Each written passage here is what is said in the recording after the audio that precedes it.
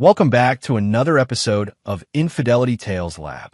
We're thankful for your continued viewership. Before we begin, tell us, where in the world are you watching from? We love knowing our global reach. Now, let's dive into today's story. Chapter 1. Whispers of Deception.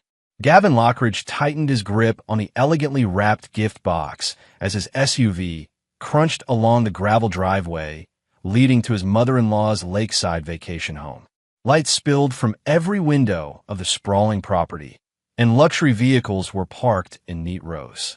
Diane Harmon's 70th birthday celebration was clearly the social event of the season, which wasn't surprising. The former state representative and wealthy philanthropist had connections throughout Rochester and beyond. "Dad, are you sure we have to go?" Lily, his 6-year-old daughter, asked from the back seat, her voice unusually small. She'd been quiet the entire drive, clutching her stuffed rabbit with white knuckles. "It's Grandma's birthday, sweetheart," Gavin replied, glancing at his daughter through the rearview mirror. "Mom's already here helping set up. We'll just stay a couple of hours, okay?" Lily didn't respond, her eyes fixed on the house ahead. As a security consultant who had built his company from nothing into a 7-figure business, Gavin had developed an instinct for trouble. Something in his daughter's demeanor triggered that internal alarm. He pulled into an empty space between a Mercedes and a BMW, cut the engine, and turned to face her. "What's going on, Lilybug? You're not yourself today." Lily shrugged, avoiding his gaze. "Nothing. Is it something about Grandma's house?" He pressed gently. "I just don't like it here," she mumbled. Gavin stepped out and helped Lily from her booster seat. As they approached the sweeping porch with its pristine white columns, the sounds of laughter and clinking glasses grew louder. Lily suddenly stopped dead in her tracks, yanking his hand with surprising strength. "Dad, don't go in there," she whispered urgently, her eyes wide with fear. Gavin crouched down to her level. "Why, sweetheart? What's wrong?" Lily's bottom lip trembled. "Please, let's go home." In his 15 years of military service before founding Lockridge Security, Gavin had learned to trust instinct, both his own and others. Something in his daughter's plea resonated with the unease that had been building in him for weeks. Tess had been distant, working late, her explanations vague and defensive when questioned. "Okay," he said, surprising himself. "We'll drop off Grandma's gift and head home." He squeezed her small hand.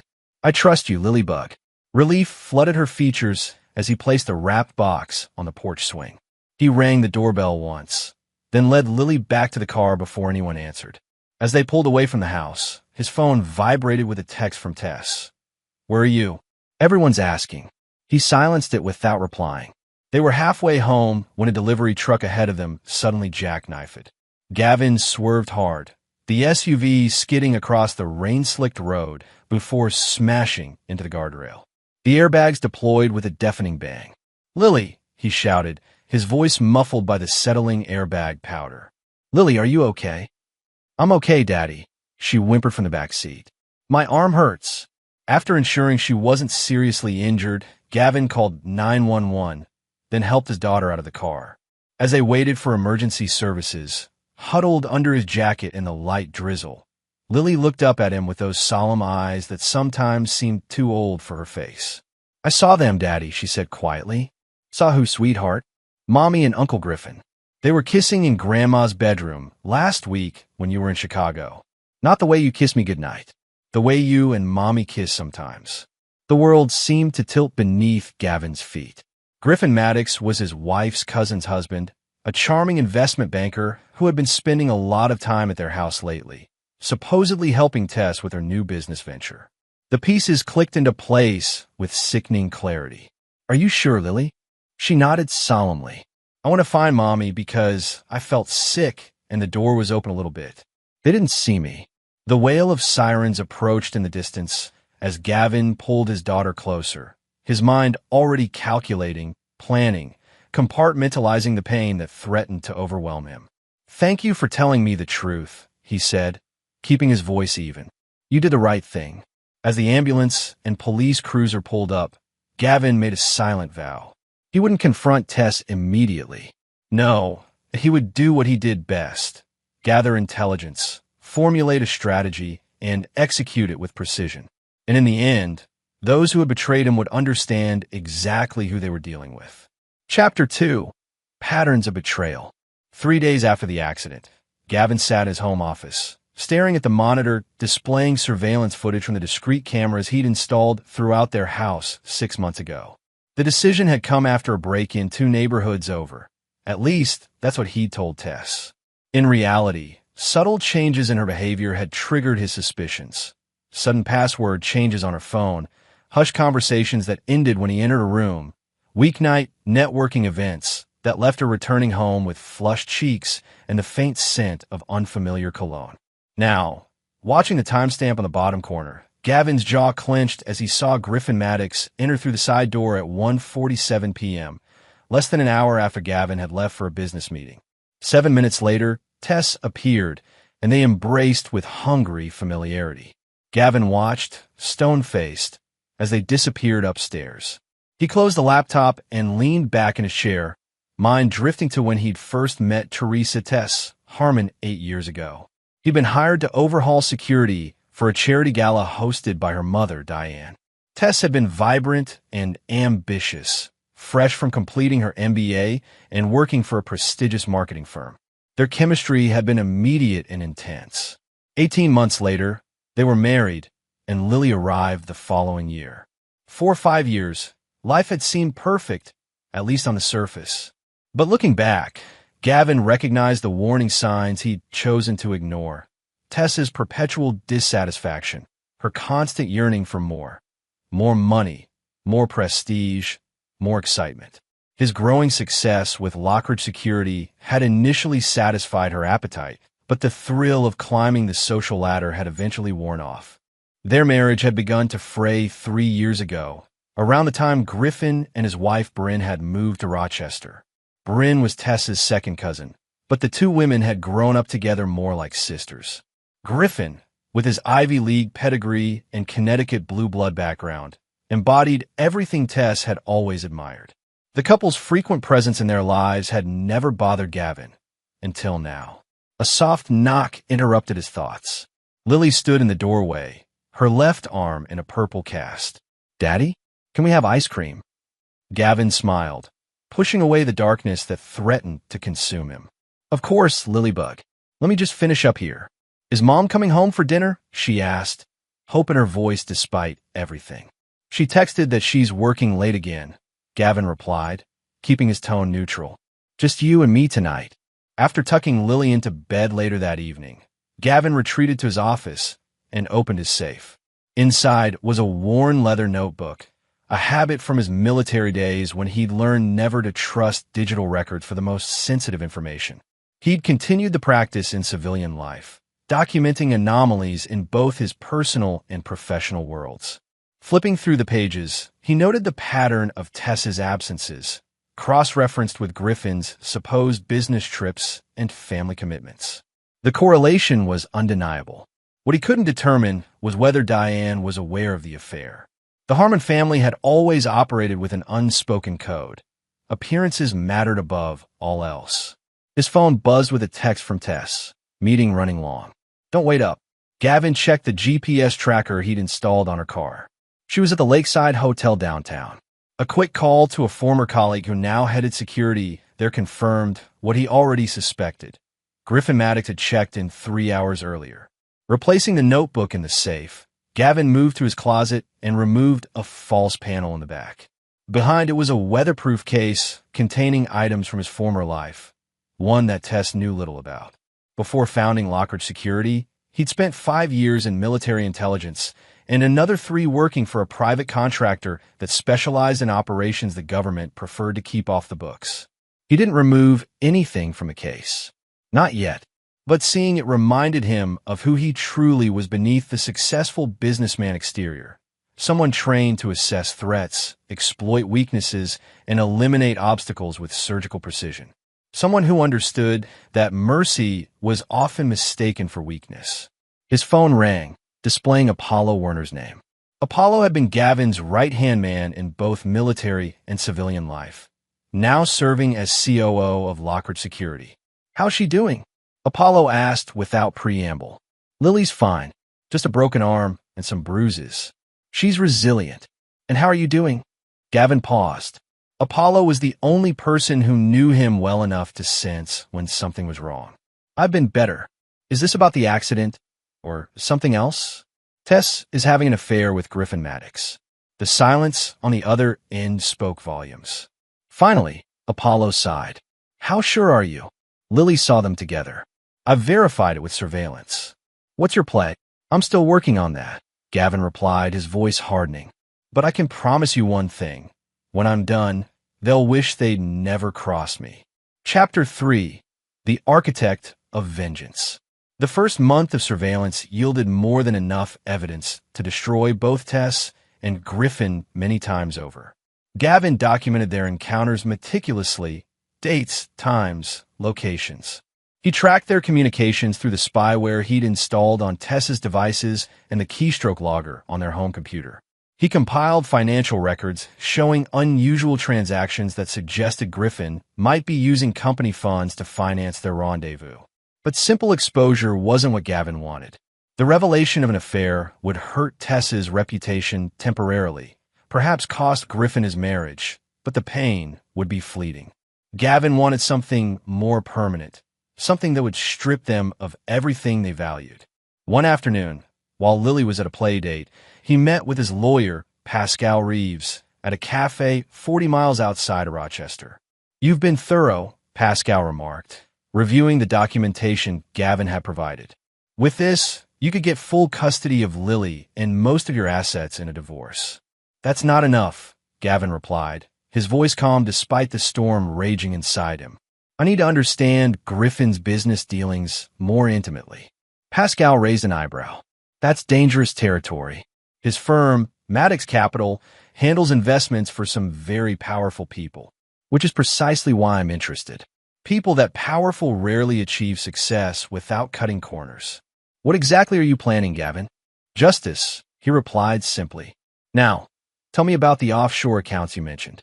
By the time he returned home, Gavin had a clearer picture of how to proceed.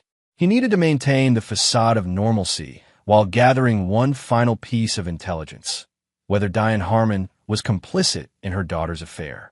The opportunity came when Tess announced she'd be spending the weekend at her mother's lake house to help with some renovations. A transparent lie, given that Griffin had cleared his schedule for the same weekend. Actually, I was thinking Lily and I could join you, Gavin suggested. I haven't seen your mother in weeks. The flash of panic in Tess's eyes confirmed his suspicions. Oh, it's going to be messy with the contractors. Not really a good time for visitors. I insist, Gavin said, his tone leaving no room for argument. Family time is important. Don't you agree? Tess's smile faltered. Of course. I'll let Mom know we're all coming. The drive to the lake house that Friday evening was tense, with Tess texting furiously from the passenger seat. Lily, perceptive as always, remained unusually quiet in the back. Diane greeted them at the door, with her politician's smile firmly in place. What a lovely surprise. I wasn't expecting all of you. Change of plans, Gavin replied pleasantly. I hope we're not interrupting anything. Not at all, Diane said, though her eyes darted nervously to her daughter. As they settled in, Gavin noted the absence of any contractors or signs of renovation. The house was immaculate as always. He also observed Diane taking Tess aside for a hushed conversation in the kitchen, their expressions serious. After dinner, when Lily was engrossed in a movie and Tess had stepped outside to make a work call, Gavin approached his mother-in-law with 2 glasses of her favorite bourbon. Beautiful evening, he commented, handing her a glass as they stood on the screened porch overlooking the lake. Indeed, Diane's voice was guarded. I've always admired your dedication to family, Diane. The Harmon name carries such weight in this community. We've worked hard to build our reputation, she agreed cautiously. Which makes me wonder, Gavin continued, swirling the amber liquid in his glass, why you'd risk it all by facilitating your daughter's affair. The glass nearly slipped from Diane's hand. I don't know what you are. Please, Gavin interrupted, his voice still pleasant, but with an edge of steel. Let's not insult each other's intelligence. This house has been a convenient meeting place for Tess and Griffin for months. You've provided alibis, made excuses, perhaps even warn them when I was getting too close. Diane's political mask slipped, revealing a calculating hardness that reminded him of Tess. What do you want, Gavin? I want to understand why. Is it because Griffin comes from the right pedigree? Because his family name opens doors that mine can't? You've given Tess a comfortable life, Diane conceded, but Griffin can give her the world. His family's connections, their history, their money, Gavin finished for her. That's what this is really about, isn't it? Tess married down when she chose me, and you've never forgiven either of us for it. You're a self-made man, Gavin. That's admirable, but some doors will always remain closed to you. The conversation confirmed what Gavin had suspected. Diane wasn't merely turning a blind eye to the affair. She was actively encouraging it, perhaps even orchestrating it. Later that night, as Tess feigned sleep beside him, Gavin finalized his plan. The next morning, he suggested taking Lily fishing at the other end of the lake, giving Tess the opening she needed. Sure enough, an hour after they left, Griffin's Porsche appeared on the property security feed that Gavin accessed remotely from his phone. Dad, they're going to hurt each other, aren't they? Lily asked suddenly as they sat in the small fishing boat. Gavin looked at his daughter, struck by her perception. What makes you say that? Mom and Uncle Griffin. And you. Her small face was solemn. I don't want anyone to get hurt. Gavin gently squeezed her shoulder. Sometimes, Lily Bug, when people make bad choices, there are consequences. But I promise you this. I will always protect you, no matter what. As they returned to the house hours later, Gavin noted with satisfaction that Griffin's car was gone. Tess appeared relaxed for the first time all weekend, clearly believing she had managed the situation successfully. That night, after everyone had gone to bed, Gavin slipped out to the boathouse where he had hidden a waterproof case earlier. Inside was everything he needed to set his plan in motion. Phase 1 would begin on Monday with an anonymous tip to the SEC about irregularities at Maddox Capital. Phase 2 would involve Pascal Reeves filing specific paperwork. Phase 3 would depend on how Tess and Griffin responded to the first two. By Sunday evening, as they drove back to Rochester, Gavin's mind was clear. The architect of vengeance had drawn up his blueprints with meticulous care. Now it was time to break ground. Chapter 4. The First Domino. Monday morning dawned bright and clear, a stark contrast to the darkness Gavin carried within him. He dressed with particular care. Charcoal suit, burgundy tie, platinum cufflinks Tess had given him for their 5th anniversary. Today marked the beginning of the end for those who had betrayed him, though none of them knew it yet. You're looking sharp, Tess commented over breakfast, her tone casual. Big meeting. You could say that, Gavin replied, sipping his coffee. He studied his wife across the table. Her carefully applied makeup, the deliberate way she avoided prolonged eye contact, the nervous tapping of her fingernails against her phone. She was waiting for something. After dropping Lily at school, Gavin drove not to his office, but to the local FBI field office, where Special Agent Monroe Calloway was waiting for him. They had history. 3 years ago, Gavin had helped the Bureau with a cybersecurity case that had earned him both goodwill and a few unofficial favors. This better be worth clearing my morning, Monroe said by way of greeting, ushering Gavin into a conference room. It will be, Gavin assured him, setting a thick folder on the table. Everything you need to open an investigation into Maddox Capital for securities fraud, wire fraud, and possible RICO violations. Monroe raised an eyebrow. This have anything to do with the fact that Griffin Maddox is sleeping with your wife? Gavin's expression remained impassive. My personal situation is irrelevant. The evidence speaks for itself. The agent skimmed through the documents, his eyebrows rising incrementally. This is comprehensive. How did you obtain all this? Legally, if that's your concern. I have sources within the financial industry who owed me favors. Everything can be verified through official channels.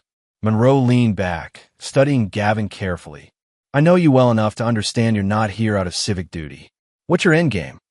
Justice takes many forms, Gavin replied evenly. I'm simply pointing you toward where you might find it. By noon, the first domino had fallen. A team of FBI agents descended on the offices of Maddox Capital, boxes of documents and computers in hand as they left. The news hit the financial wires almost immediately, causing the firm's publicly traded parent company to suspend trading amid plummeting stock values. Gavin watched it unfold from Apollo's office, a glass of Macallan in hand. "You sure about this?" Apollo asked, his expression concerned. "Once you start down this road." "I've been down worse roads," Gavin cut in. "Besides, Griffin's legitimate business practices are nearly as criminal as the ones he hides. The FBI would have caught up to him eventually. And Tess, what about her?" Gavin's phone buzzed with a text from his wife. "Have you seen the news about Griffin? So shocking. Bryn just called Diane in hysterics, playing the concerned family friend while simultaneously messaging her lover. Her duplicity was almost admirable. Tess made her choice," Gavin said finally. "Now she'll live with the consequences." The second phase began that afternoon. While the financial world was still reeling from the FBI raid, Pascal Reeves filed a lawsuit on behalf of a shell company Gavin had established months earlier. The lawsuit alleged that Maddox Capital had defrauded investors by misrepresenting certain real estate assets that, through a complex series of transactions, Gavin now controlled majority interest in. By evening, Griffin Maddox's world was imploding. His firm was under federal investigation, key investors were pulling out, and now a previously unknown entity was threatening to seize his most valuable holdings. The man himself had gone aground, not answering calls or texts, including 17 increasingly frantic ones from Tess that Gavin had observed through his surveillance. When Gavin arrived home, he found Tess pacing the kitchen, her composure fracturing visibly when she saw him. "Have you heard from Griffin?" she asked, then immediately tried to backtrack. "I mean, Bryn is beside herself, and I thought maybe through your security connections." "Why would I have heard from Griffin?" Gavin asked mildly, setting his briefcase down. "We're hardly close. I just thought, with your law enforcement contacts, you might know more about what's happening." "I know that the FBI doesn't raid investment firms without cause," he replied, moving to pour himself a drink. "And I know that Griffin's always struck me as someone willing to cut corners to get ahead." Tessa's eyes narrowed slightly. "You almost sound glad about his troubles." "I'm indifferent," Gavin said with a shrug, "though I'm concerned about how this might affect Lily. She's quite fond of her Uncle Griffin, isn't she?" The barb hit its mark. Tess blanched, her hand unconsciously touching her throat where a small gold pendant, a gift from Griffin that she claimed was from the office, lay against her skin. "I'm sure it's all a misunderstanding," she managed. "We'll see," Gavin replied, raising his glass in a mock toast. "Justice has a way of finding those who deserve it." Later that night, after Tess had retreated to their bedroom with a migraine, Gavin received a call from a burner phone he'd given to Bryn Maddox weeks earlier after anonymously sending her evidence of her husband's infidelity. "He's gone," Bryn said without preamble, her voice raw from crying.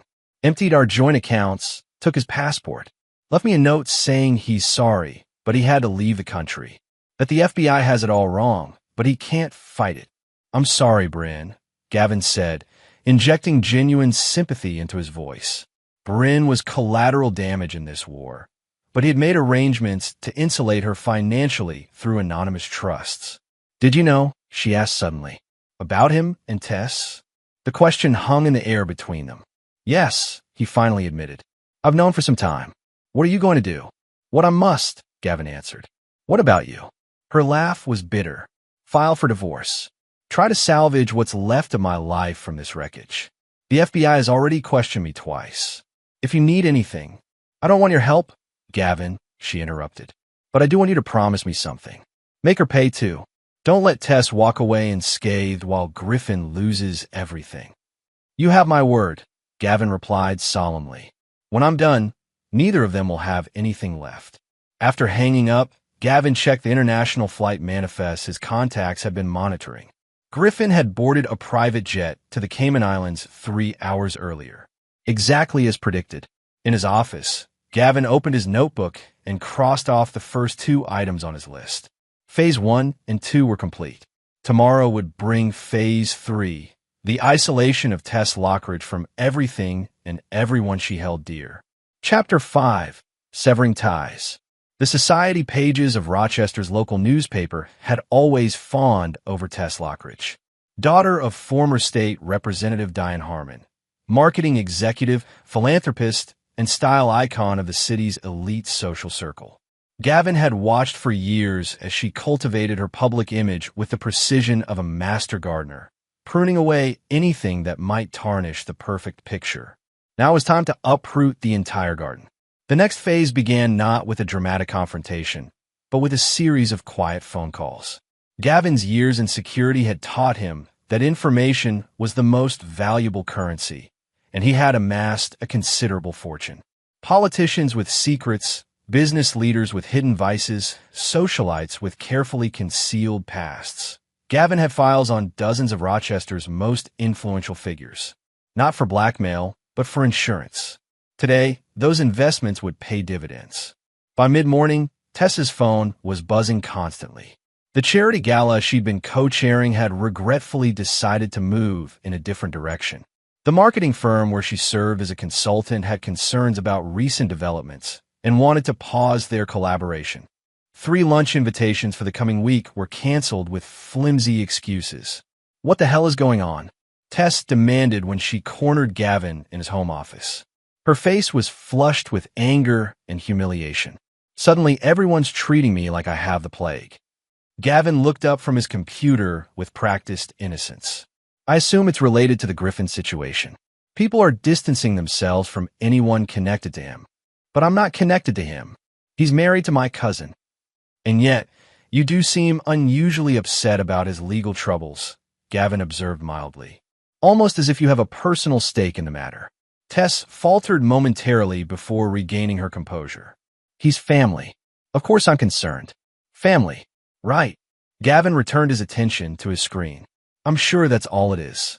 The continued unraveling of Tess's social standing was accompanied by another blow that afternoon. Lockridge Security announced the acquisition of Harmon Marketing Solutions, the boutique agency founded by Diane Harmon 20 years earlier. The press release highlighted that the acquisition had been in the works for months, with Diane planning to retire. It was, of course, a complete fabrication. The deal had been solidified just 3 days ago, after Gavin presented Diane with evidence that her signature luxury real estate developments had been partly financed with money from Griffin's schemes. Facing potential criminal charges herself, Diane had capitulated quickly, accepting Gavin's offer to purchase her company for a fraction of its worth in exchange for his silence. When Tess called her mother in a panic, Diane didn't answer, another stipulation of their agreement. By evening, Diane had checked into an exclusive wellness retreat in Arizona, effectively cutting off her daughter's primary source of support and influence. Meanwhile, Gavin had enlisted Apollo to implement the next stage, financial isolation. Apollo, through a series of legally complex but ultimately legitimate transactions, froze Tess's access to the joint investment accounts that held the bulk of their liquid assets. Her credit cards began declining purchases, and her personal bank account, to which Gavin had never had access, was flagged for suspicious activity by the bank's fraud department. I can't even buy groceries, Tess hissed when she returned from a humiliating encounter at the organic market she frequented. My cards were declined in front of everyone. How strange, Gavin remarked, not looking up from helping Lily with her homework. You can use mine for now. I'll call the bank tomorrow. That night, Tess tried reaching Griffin again. Gavin, monitoring her communications, watched as she sent increasingly desperate messages that went unanswered. Please respond. Everything's falling apart. Mom's not answering. I think Gavin knows. What she didn't know, what neither of them knew, was that Griffin's escape to the Cayman Islands had been orchestrated by Gavin himself, through intermediaries who had convinced the panicking investment banker that fleeing was his best option. Now, safely isolated on an island property that Griffin believed belonged to a sympathetic client, but was actually owned by another of Gavin's shell companies, the man was effectively under house arrest, his communications monitored and manipulated. The replies Tess received from Griffin were actually crafted by Gavin. Can't talk now. Laying low. Need to protect myself. Will contact when safe. By the end of the week, Tess was socially ostracized, financially constrained, and emotionally isolated. She moved through the house like a ghost, jumping at small noises, checking her phone obsessively. The woman who had once commanded every room she entered was now diminished, uncertain. It was time for the next phase. Saturday morning, Gavin suggested they visit a property he was considering purchasing, a remote lake house about 2 hours from Rochester. It would be good for us to get away from everything, he told Tess. You've been so stressed lately. The drive was silent, with Lily absorbed in her tablet in the back seat and Tess staring out the window. When they arrived at the secluded property, surrounded by dense forest with no neighbors in sight, Gavin saw a flash of unease cross Tess's face. It's very isolated, she commented as they walked through the rustic but well-appointed house. That's the appeal, Gavin replied. Privacy, security. He smiled at her, and for the first time since this began, he let a hint of his true feelings show. No unexpected visitors. Tess took an involuntary step back, her eyes widening slightly. What does that mean? Instead of answering, Gavin turned to Lily. Sweetheart, why don't you check out the dock? You can see the whole lake from there. Stay where I can see you from the window. Once Lily was out of earshot, Gavin reached into his pocket and withdrew his phone. He pulled up a video and turned the screen toward Tess. It showed her and Griffin in an intimate embrace in their bedroom, footage from 2 weeks earlier. How long have you known? Tess whispered, her face draining of color. Long enough, Gavin replied, his voice cold. Lily saw you at your mother's lake house months ago. She was the one who warned me not to go inside that day. A 6-year-old child with more integrity than her mother. Tess reached for the kitchen counter to steady herself. Gavin, I can explain. Save it. He cut her off. I'm not interested in your explanations or excuses. What I want to know is whether you actually believed you'd get away with it. Did you really think I was that blind? That's stupid. It wasn't about you, she said, her voice small. Griffin and I. Griffin's gone, Gavin interrupted. He fled the country, abandoned his wife, and left you to deal with the fallout alone. He hasn't answered your messages because he's too busy saving himself. Tessa's face crumpled. What have you done? Me? Gavin's laugh was devoid of humor. I haven't done anything but expose the truth. The FBI investigation, Griffin's financial troubles. Those are the consequences of his own actions. The fact that it aligned with his affair with my wife is just poetic justice. What do you want from me? She asked, tears streaming down her face. Nothing, Gavin replied simply. I want nothing from you. Not anymore. The divorce papers are being delivered to our house on Monday. I've already moved most of my things to a new place.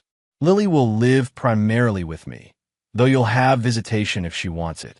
The house will be sold, and you'll receive a settlement that, while generous by legal standards, will barely support the lifestyle you're accustomed to.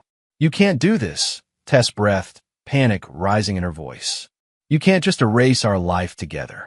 I'm not erasing anything, Gavin countered. I'm simply ensuring that actions have consequences. Your mother learned that lesson.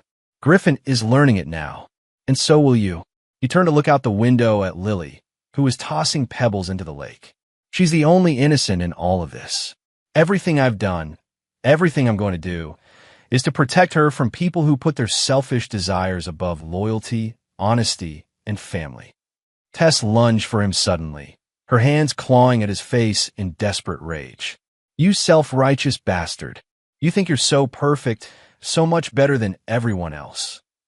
Gavin caught her wrists easily, holding her at arm's length until she subsided into broken sobs. I never claimed to be perfect, he said quietly, but I would never have betrayed you the way you betrayed me. As they drove back to Rochester that evening, Tess huddled in the passenger seat, periodically wiping away silent tears. Lily, perceptive as always, reached forward from the back seat to pat her mother's shoulder. It's okay, Mom, she said softly. Dad says sometimes things have to break before they can get fixed. Gavin met his daughter's eyes in the rearview mirror, marveling at her compassion even as his own heart remained encased in ice. For Lily's sake, he would make the transition as smooth as possible. But for Tess, there would be no redemption, no forgiveness, no second chances. The severing of ties was nearly complete. Chapter 6, The Gathering Storm. Rain lashed against the windows of Gavin's new penthouse apartment overlooking the river. 3 weeks had passed since the confrontation at the lake house, and the divorce proceedings were moving forward with clinical efficiency. Pascal Reeves had assembled a legal team that operated with the precision of a military strike force, anticipating and neutralizing every countermove from Tess's increasingly desperate attorneys. "She's running out of options," Pascal reported during their weekly meeting. "Her latest lawyer, the third one, by the way, is pushing for mediation." "Not interested," Gavin replied, studying the downtown skyline through the rain-streaked glass. "It might be worth considering," Pascal suggested carefully. "The judge is showing signs of fatigue with the scorched earth approach." Gavin turned, fixing his attorney with a steady gaze. "The terms remain non-negotiable. Lily stays with me. Tess gets supervised visitation until a psychological evaluation deems her stable enough for more. The financial settlement stands as offered." Pascal sighed but nodded. He knew better than to push further. "On another note, the FBI is requesting a formal interview with you regarding Griffin Maddox. They've traced some unusual financial transactions that suggest he might have been laundering money through accounts connected to your security firm." A ghost of a smile touched Gavin's lips. "How unfortunate. Schedule the interview. I have nothing to hide." What the FBI didn't know, what no one except Apollo knew, was that those transactions had been planted through an elaborate scheme designed to create a false paper trail implicating Maddox in even more serious crimes than he'd actually committed. By the time investigators unraveled the truth, Griffin would be facing charges in multiple jurisdictions. After Pascal left, Gavin received a call from Bryn Maddox. Since their last conversation, he'd provided her, anonymously, through intermediaries, with information that had allowed her to secure assets Griffin had attempted to hide. "They found him," she said without preamble. "The FBI. He's being extradited from the Caymans." "Are you okay?" Gavin asked, genuinely concerned for her well-being. "I'm numb, honestly, but I wanted you to know that I received the documents. The offshore account information, the property deeds. I don't know how you got them, and I don't want to know. But thank you. You deserved better than what happened to you," Gavin said simply. "So did you," Bryn replied. "Have you heard from her?" "Tess? Only through attorneys. My mother told me she's living in a small apartment on the east side now. Apparently, none of her friends are returning her calls anymore." There was a pause. "Is that part of your plan too?" "People show their true nature in times of crisis," Gavin answered carefully. "I may have simply helped that process along." After hanging up, Gavin checked the time and called Lily, who was spending the weekend with her maternal grandmother. Despite Diane's complicity in the affair, Gavin had permitted these visits, partly for Lily's sake, and partly because Diane, thoroughly cowed by the evidence he held against her, now served as an unwilling spy in the enemy camp. Through Lily's innocent observations and Diane's carefully orchestrated reports, he maintained surveillance on Tess. "Hi, Dad." Lily's voice brightened his mood instantly. "Grandma's teaching me to make apple pie." "That sounds wonderful, Lilybug. Are you having a good time?" "Yes, but I miss you. When are you coming to get me?" "Tomorrow afternoon, just like we planned." "Is your mom there?" There was a pause. "She was here earlier, but she left." She was crying again. Gavin's jaw tightened. "I'm sorry to hear that. Did she say why?" "She said bad people were trying to hurt her." "Is that true, Dad? Are there bad people after Mom?" "No, sweetheart. Your mom is just going through a difficult time right now. But she'll be okay." After reassuring Lily and ending the call, Gavin opened his laptop and accessed the surveillance feed from the small apartment Tess now occupied, a far cry from their sprawling suburban home. The cameras installed by operatives posing as maintenance workers showed Tess pacing frantically, phone pressed to her ear. Activating the audio, he heard her pleading with someone. "Don't understand. He's systematically destroying everything. My reputation, my finances, my future. You promised you'd help me if things went wrong." The voice on the other end, undetectable through the surveillance, evidently delivered disappointing news because Tess hurled the phone across the room with a scream of frustration. Gavin watched dispassionately as she collapsed onto her sofa, sobbing. He felt no satisfaction in her distress, but neither did he feel pity. The woman he had loved, the mother of his child, had revealed herself to be a stranger, someone capable of profound betrayal, who had conspired with her lover and her own mother to deceive him for months. His phone buzzed with a text from an unknown number. "We need to talk. Things have gone too far. Meet me at Riverview Park tomorrow at noon." Gavin considered ignoring it, but curiosity won out. What desperate play was Tess attempting now? He texted back a single word, "Fine." The next morning, before his meeting with Tess, Gavin stopped by Apollo's office to review security footage from the firm's various client sites. One particular feed caught his attention: the loading dock of Harmon Development Group's headquarters, where crates were being loaded into unmarked vans in the pre-dawn hours. "When was this taken?" he asked Apollo. "Last night, around 3 a.m. Our night supervisor flagged it as suspicious." Gavin studied the footage more closely, recognizing one of the figures directing the operation: Wyatt Harmon, Diane's younger brother and Tessa's uncle.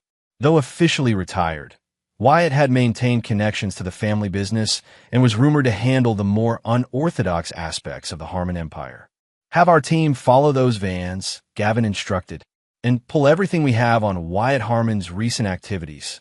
You think this is related to your situation with Tess? The timing is suspicious. The Harmons aren't known for accepting defeat gracefully." By the time Gavin arrived at Riverview Park, dark clouds had gathered overhead, mirroring the ominous feeling that had settled in his gut. He found Tess sitting on a bench overlooking the water, her once impeccable appearance now diminished by stress and lack of sleep. "Thank you for coming," she said as he sat beside her, maintaining a careful distance. "What do you want, Tess?" She took a deep breath. "I want you to stop. This vendetta, it's gone beyond punishment. You're destroying lives, including your own daughters." "Lily is doing fine," Gavin countered. "She's resilient, and she has me." "She needs her mother too," Tess insisted. "And she needs you to be the man I married, not this calculating machine you've become." Gavin laughed without humor. "That's rich, coming from you. You conspired with your lover and your mother to deceive me for nearly a year. You were planning to leave me, take Lily, and clean out our accounts." "I found the paperwork, Tess. The passport application for Lily with her name changed to Harmon instead of Lockridge." Tess blanched. "How did you?" "I know everything." Gavin cut her off. "Every detail of your plan with Griffin. How you were going to claim emotional abuse to get full custody. How you were going to relocate to Connecticut near his family's estate. How your mother was helping facilitate the whole thing, using her political connections to smooth the way." "It wasn't like that," Tess protested weakly. "Not at first. Griffin and I, we didn't plan to fall in love." "Love?" Gavin's voice hardened. "Was it love when you discussed having me investigated for fraudulent business practices to destroy my reputation? Was it love when you and Griffin laughed about how oblivious I was? I have the recordings, Tess. Every damning word." Tears spilled down her cheeks. "I made terrible mistakes. I know that. But this systematic destruction, it has to stop. If not for me, then for Lily." "This isn't about punishment," Gavin said quietly. "It's about justice. Actions have consequences. You, Griffin, your mother, you all chose your paths knowing the risks. Now you're living with the results." "My Uncle Wyatt thinks you've lost your mind," Tess said suddenly, her tone shifting. "He says you're dangerous and need to be stopped before you hurt someone." The mention of Wyatt confirmed Gavin's suspicions. "Is that a threat?" "It's a warning," Tess replied, rising from the bench. "You've made powerful enemies, Gavin. Enemies who don't play by the rules like you do." She hesitated, then added softly, "I never wanted it to come to this." As she walked away, Gavin remained seated, processing the implicit threat. The Harmon family was circling the wagons, preparing to strike back. Wyatt Harmon, with his rumored connections to less than legitimate business associates, posed a more unpredictable threat than Diane's political maneuvering or Griffin's financial schemes. The storm was gathering, just as Gavin had anticipated. In fact, he had counted on it. Back at his apartment, he opened the weatherproof case from his closet and removed several items: a satellite phone, a set of encrypted flash drives, and a small leather-bound book containing contact information for individuals from his past life. People who operated in the shadows, who understood that sometimes justice required working outside traditional channels. It was time to activate the final phase of his plan. The Harmons believed they were preparing to strike back, unaware that they were actually walking into an elaborate trap years in the making, a contingency Gavin had established long before he had any reason to use it. He made 3 calls. The first to Pascal Reeves, instructing him to expedite certain legal filings. The second to Apollo, activating security protocols they had designed for worst-case scenarios. The third to a number he hadn't dialed in over 5 years. "It's Lockridge," he said when the line connected. "I'm calling in that favor." The gathering storm would soon break. And when it did, Gavin would be the only one left standing. Chapter 7. Checkmate. The mansion on Lakeshore Drive had once seemed like the embodiment of old money and political influence. Tonight, with rain lashing against its Victorian facade and thunder rolling across the water, it looked more like a mausoleum, a monument to a dying dynasty. Gavin bypassed the security system with practiced ease, making his way through the darkened house until he reached Diane Harmon's study. She was there, as expected, nursing a glass of bourbon while reviewing documents spread across her antique desk. "Breaking and entering is a felony, you know," she said without looking up, betraying no surprise at his presence. "So is conspiracy to commit fraud, witness tampering, an accessory to embezzlement," Gavin countered, settling into the leather chair across from her. "Not to mention the more colorful activities your brother Wyatt has been engaged in recently." Diane finally raised her eyes to meet his. "What do you want, Gavin? Haven't you done enough damage to my family?" "I'm here to offer you a choice," he replied evenly. "One last opportunity to salvage something from this situation." She laughed bitterly. "How generous of you. And what exactly are my options?" Gavin placed a flash drive on the desk between them. "This contains evidence of every illegal activity the Harmon family has engaged in over the past 2 decades. Tax evasion, bribery of public officials, illegal campaign contributions, fraudulent real estate deals, a comprehensive history of corruption spanning 3 generations." "You're bluffing," Diane scoffed, though uncertainty flickered in her eyes. "You know I'm not," Gavin replied calmly. "Your father taught you to keep records of everything, leverage against potential betrayals. Those records were stored in a safe behind the painting in your lake house bedroom, the same bedroom where my wife and her lover conducted their affair." The color drained from Diane's face. "How did you?" "I've been planning for this possibility for years," Gavin interrupted, "long before I had any reason to use it. I've always believed in being prepared for all contingencies." "So what's the choice you're offering?" Diane asked, her political mask slipping to reveal genuine fear. "Option 1. You call off Wyatt and whatever scheme he's planning. You publicly support the divorce settlement as it stands. You make no attempt to interfere with my custody of Lily. In return, this evidence remains sealed, and you get to retire with your reputation and freedom intact." And option 2. "I release everything," Gavin said simply, "to the FBI, the IRS, the media. By this time tomorrow, the Harmon name will be synonymous with corruption. Your political legacy will be in tatters, your social standing destroyed, and your financial empire dismantled." Diane reached for her bourbon with a slightly trembling hand. "You would do that to Lily? Destroy her family name out of spite?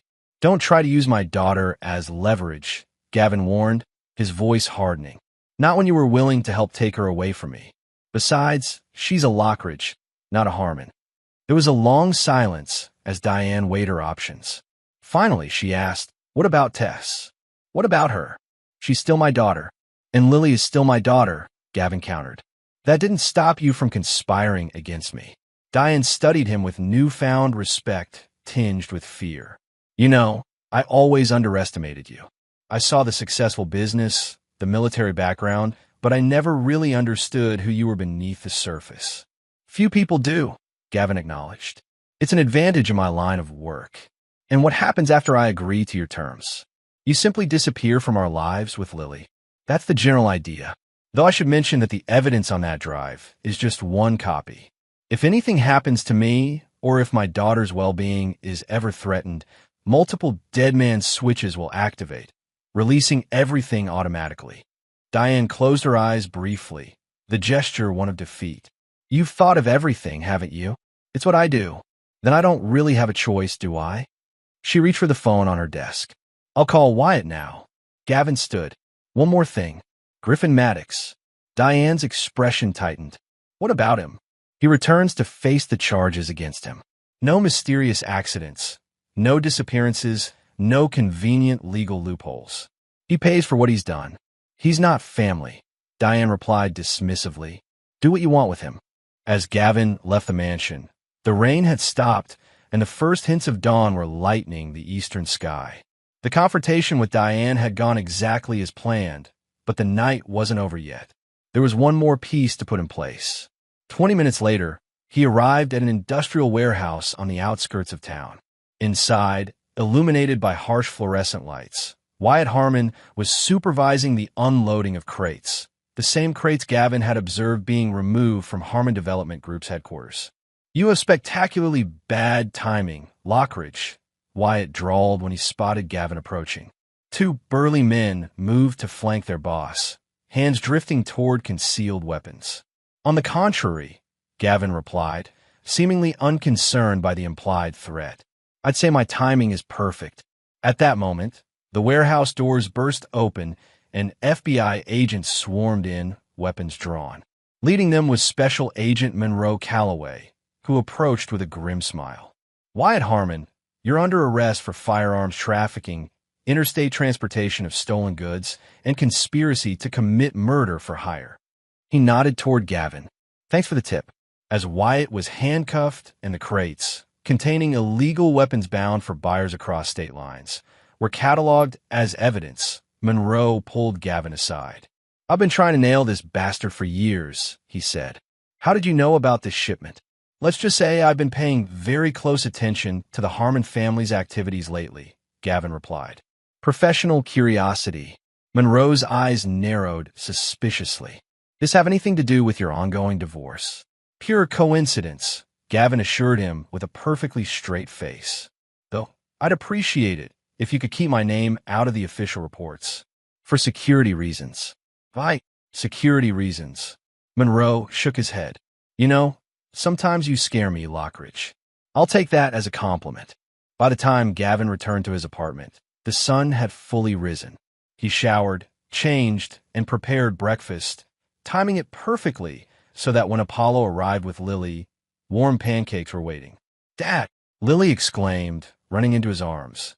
Uncle Apollo let me ride in his cool car with the special lights. Did he now? Gavin smiled, lifting her into a hug.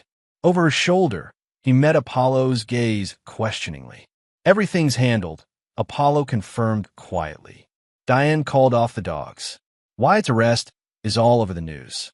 And Griffin Maddox landed at the airport an hour ago, accompanied by federal marshals. And Tess, attempting damage control. She's meeting with her new attorney as we speak.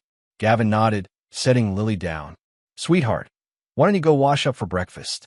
I need to talk to Uncle Apollo for a minute. Once she was out of earshot, Apollo asked, Is it over? Almost, Gavin replied.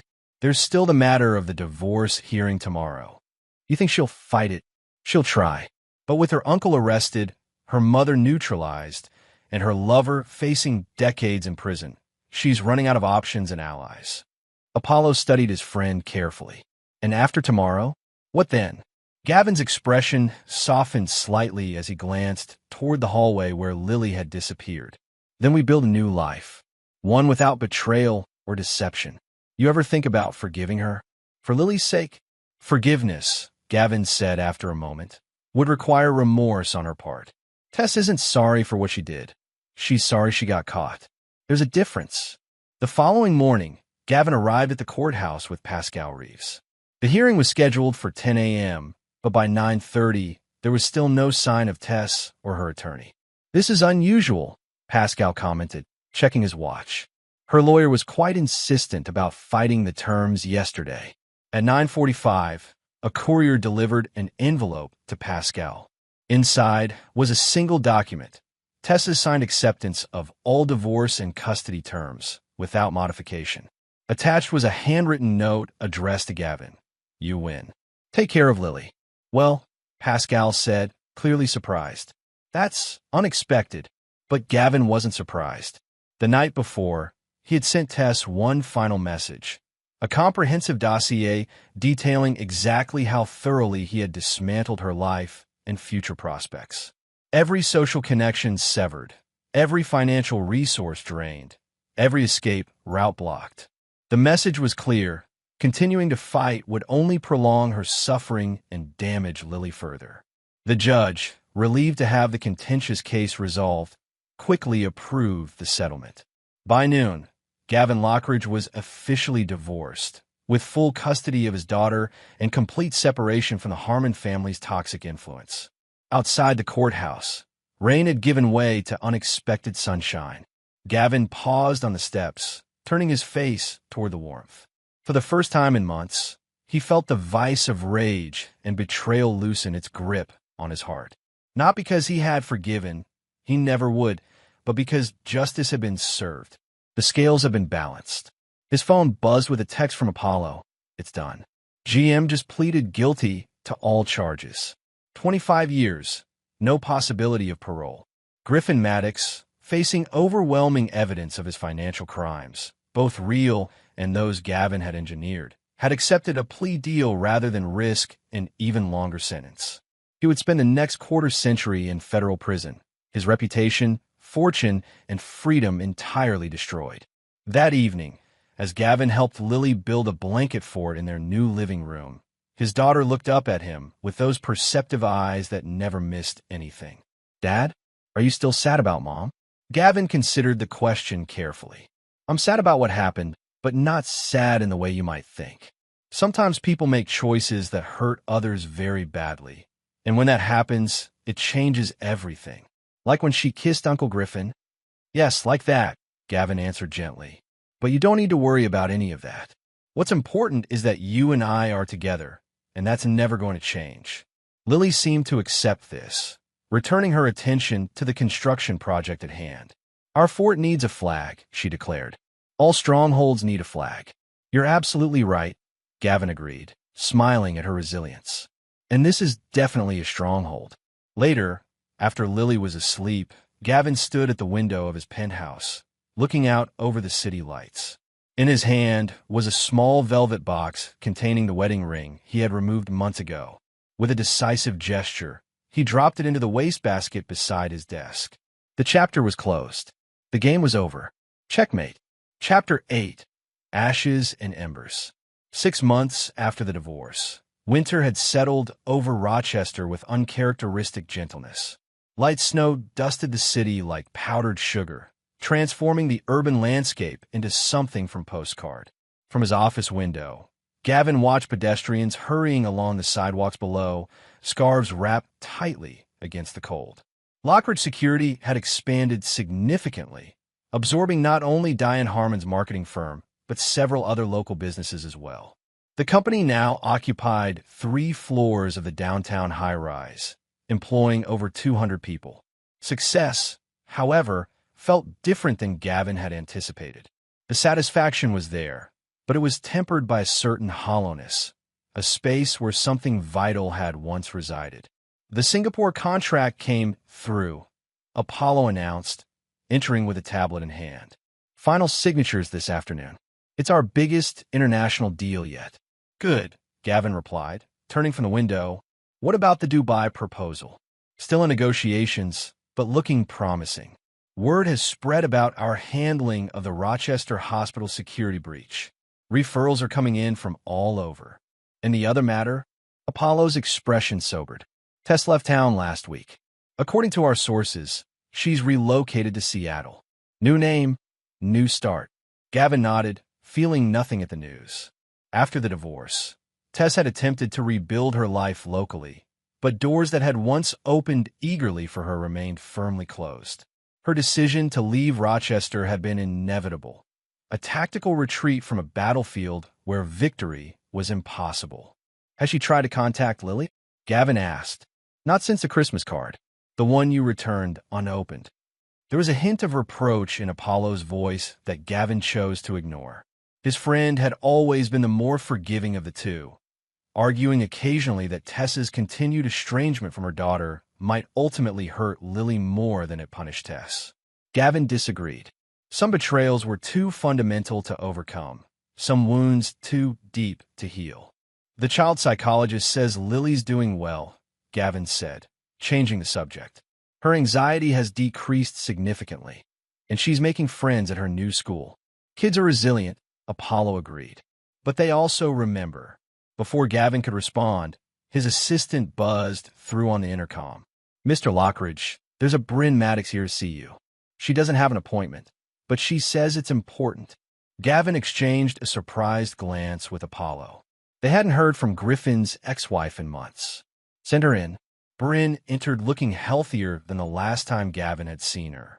The haunted expression that had shadowed her features during Griffin's trial had faded, replaced by a composed determination. Sorry to drop in unannounced, she said, declining Gavin's offer of seat.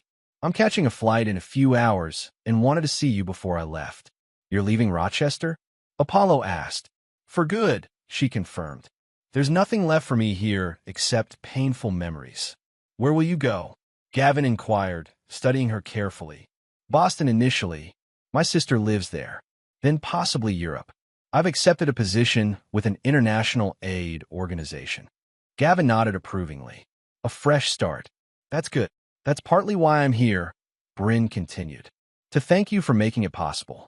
The settlement from Griffin's assets has given me freedom I never thought I'd have. I had nothing to do with that, Gavin said carefully. The courts determined the distribution of assets. Bryn smiled knowingly. Of course. Just like you had nothing to do with the anonymous tip that helped me secure property in the Caymans that Griffin had hidden from everyone, including his lawyers. Gavin remained silent, neither confirming nor denying her assumption. Anyway, she continued, I also wanted to give you this. She withdrew an envelope from her purse and placed it on his desk. It's a letter from Griffin. He asked me to deliver it when I visited him last month. You visited him in prison? Apollo asked, surprised. Bryn's expression hardened slightly. Closure. Something I needed for myself. And what does Griffin want from me? Gavin inquired, making no move to touch the envelope. He didn't say, but he seemed different. 25 years is a long time to reflect on your mistakes. After Bryn left, promising to stay in touch, Apollo gestured toward the envelope. Are you going to read it? Eventually, Gavin replied, slipping it into his desk drawer. But not today. Later that evening, after picking up Lily from her chess lesson, a new interest she had developed with surprising intensity, Gavin prepared dinner while she worked on homework at the kitchen counter. The domestic routine they had established felt comfortable now, the initial awkwardness of being a single parent giving way to a natural rhythm. Dad, Lily asked, looking up from her math worksheet. Is it true that Mom moved away? Gavin paused, knife hovering over the cutting board. Yes. Who told you that? Madison at school. Her mom knows Grandma Diane. I see. Gavin resumed, chopping vegetables, considering his response carefully. Yes, your mom has moved to another city. Will we ever see her again? The question hung in the air between them, weighted with implications Lily couldn't possibly understand. Gavin set down the knife and moved to sit beside his daughter. That's complicated, Lilybug. Your mom made some choices that hurt our family very badly. Sometimes when that happens, it's better for people to be apart. Even if they're a mom and her kid, Lily pressed, her eyes serious. Even then, sometimes, Gavin answered honestly. But that doesn't mean she doesn't love you. And it definitely doesn't mean you can't love her. Lily seemed to consider this. I miss her sometimes. Is that okay? Of course it is, Gavin assured her, though the words cost him something to say. She's your mother. Nothing will ever change that. Later, after Lily was asleep, Gavin retrieved Griffin's letter from his briefcase. For several minutes, he simply held it, debating whether to read it or throw it away unopened. Curiosity finally won out. The handwriting was shaky, lacking the confident flourish Gavin remembered from Griffin's signature on business documents and holiday cards. Gavin, I don't expect forgiveness or understanding. I don't deserve either. But after months of therapy and reflection, I feel compelled to offer you something I should have given long ago. Truth. My relationship with Tess wasn't some grand passion or star-crossed love affair. It was vanity and weakness on both our parts. We were attracted to what we represented to each other, not who we really were. I was flattered by her admiration. She was drawn to what she perceived as my social status. Neither of us considered the destruction we would cause. I want you to know that your daughter was never part of our plans. The passport application was Diane's idea, not ours. Tess rejected it immediately, though I admit I considered it. That failure of character is among my many regrets. You orchestrated my downfall with a precision that still awes me. Every avenue of escape was blocked, every contingency anticipated. I underestimated you completely, and I paid the price for that arrogance. I don't ask for your pity. I made my choices and now live with their consequences. But I do ask one thing. Consider allowing Tess some relationship with Lily. Not for Tess's sake, but for your daughter's. Children shouldn't have to bear the weight of adult failures. Griffin Maddox. Gavin refolded the letter and placed it back in the envelope. Griffin's words stirred something uncomfortable within him. Not sympathy, but a nagging question about whether his pursuit of justice had calcified into something harder and less defensible. The next morning, after dropping Lily at school, Gavin made an unscheduled visit to Diane Harmon's estate. The once immaculate property showed subtle signs of neglect. Unraked leaves, peeling paint on the garden gate, blinds perpetually drawn.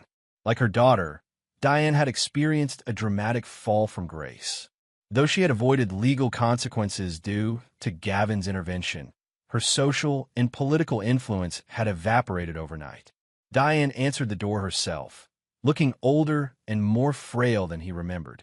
She regarded him with wary surprise. "Gavin, this is unexpected. May I come in?" She hesitated, then stepped aside. The interior of the house was dim and musty, as if windows hadn't been opened in months. "I assume this isn't a social call," Diane said, leading him to the study where they had last spoken. "Has something happened to Lily?" "Lily's fine," Gavin assured her. "I'm here about Tess."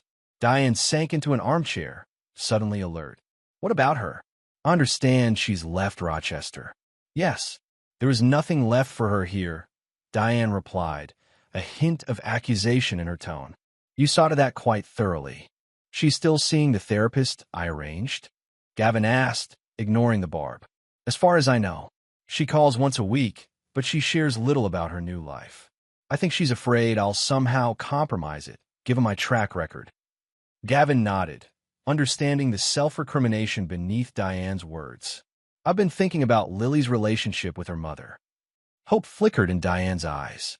"Are you considering allowing contact?"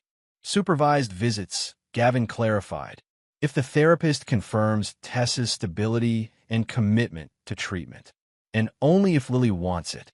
"She will," Diane said confidently. "She asks about her mother every time she visits." "There would be conditions," Gavin continued, his tone hardening. "Strict boundaries. Any attempt to manipulate Lily or turn her against me would end the arrangement permanently." "I understand," Diane agreed quickly. "And thank you. This means more than you know." As Gavin prepared to leave, Diane called after him. "Was it worth it, Gavin? All of it? The destruction, the vengeance?" He paused at the door, considering the question seriously. "Justice isn't about worth," he finally answered. "It's about balance. Actions have consequences. You taught Tess many things, but never that fundamental truth. And now we all live with those consequences, including me." That evening, as snow fell gently outside their penthouse windows, Gavin and Lily built another blanket fort, a tradition they had maintained since moving into the new apartment. Inside its fabric walls, illuminated by string lights, they ate pizza and played board games. "Dad," Lily asked as Gavin contemplated his next chess move, "if I want to see Mom sometime, would that be okay?" Gavin looked up, meeting his daughter's earnest gaze. In that moment, he saw not just Lily, but echoes of the future young woman she would become, someone who would eventually form her own judgments about her parents and their choices. "Yes," he said finally. "If that's what you want, we can arrange it." Lily's face brightened with surprised delight. Really? You wouldn't be mad?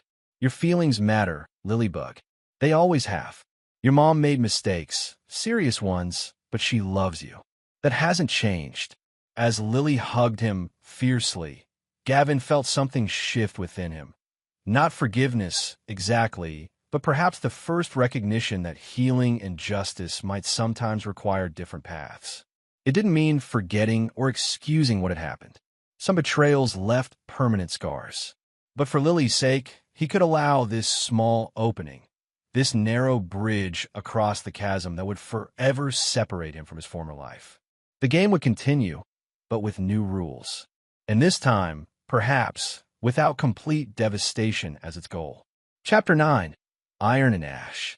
Spring arrived in Rochester with a riot of color, as if nature itself was determined to erase all memory of winter's austerity. Cherry blossoms lined the streets downtown, their pale pink petals drifting on the breeze like organic confetti. In the park across from Lockridge Security's headquarters, early tulips pushed through the soil in precise formations, a kaleidoscope of reds and yellows against the fresh green grass. Gavin stood at his office window, watching people enjoying the first truly warm day of the season. A year had passed since his world had imploded, a year of reconstruction, recalibration, and redefinition. Lockridge Security had nearly doubled in size, expanding into international markets with a reputation for uncompromising excellence. Professionally, Gavin had never been more successful. Personally, the landscape was more complex. The quarterly reports are ready for your review, his new assistant announced from the doorway. And Ms. Harmon is in the lobby. Gavin turned, surprised. Tess. No, sir. Diane Harmon. More unexpected visitors. Gavin checked his watch. He had 30 minutes before his next meeting. Send her up. Diane entered his office with a dignity that belied her diminished circumstances.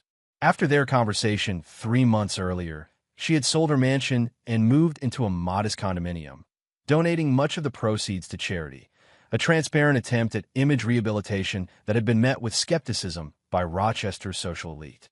Thank you for seeing me without an appointment, she said, declining his offer of refreshment. I'll be brief. Is this about Lily's birthday next week? Gavin asked. We've already discussed the arrangements for her party. No, it's about Tess.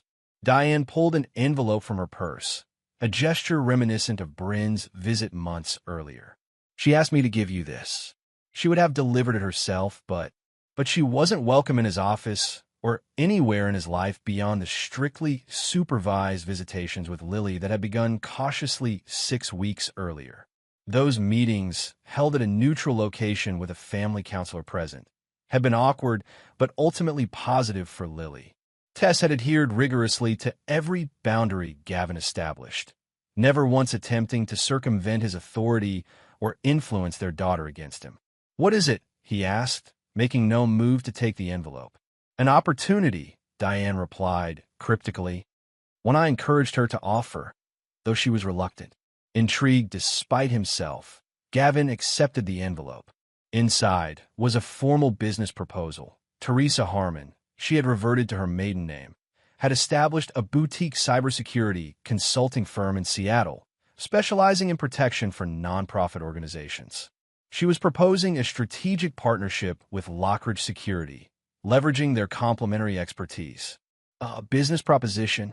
Gavin raised an eyebrow. Why would I consider this? Because it makes financial sense, Diane answered pragmatically. Tess may have made catastrophic personal choices, but her business acumen remains exceptional. Her firm has secured contracts with 3 major international humanitarian organizations in just 4 months. I'm not interested in helping her rebuild her career. Then consider it from a purely strategic perspective, Diane countered. The partnership would give Lockridge Security a West Coast presence without the overhead of establishing a new office. It would also open doors to a client base you've been trying to penetrate for years. How do you know what markets I'm targeting? Diane smiled faintly. I may be semi-retired, but I still read the business journals. Your recent hiring patterns suggest expansion into the nonprofit sector. Gavin set the proposal aside. I'll review it and pass it to my team for assessment. No promises. That's all she's asking. Diane rose to leave, then hesitated. She's different, Gavin. The therapy, the distance, the consequences, they've changed her. Not superficially, but fundamentally. People don't change their essential nature, Gavin replied skeptically. Perhaps not, but they can recognize their flaws and work to overcome them. Diane moved toward the door, then turned back. She's not asking for forgiveness. She knows that's impossible. But maybe, for Lily's sake, there can be something better than this Cold War between her parents. After Diane left, Gavin found himself rereading the proposal with growing interest. It was meticulously researched, financially sound, and strategically aligned with his company's goals. There was no hint of sentimentality or personal appeal, just pure business logic presented with professional detachment. That evening, as he and Lily walked through the cherry blossom-lined path in the park near their apartment, his daughter surprised him with an observation. "Mom's different now," she said, licking an ice cream cone. "She listens more, and she doesn't look sad all the time anymore." "That's good," Gavin replied carefully. "How do you feel about seeing her these past few weeks?" Lily considered the question with her characteristic thoughtfulness.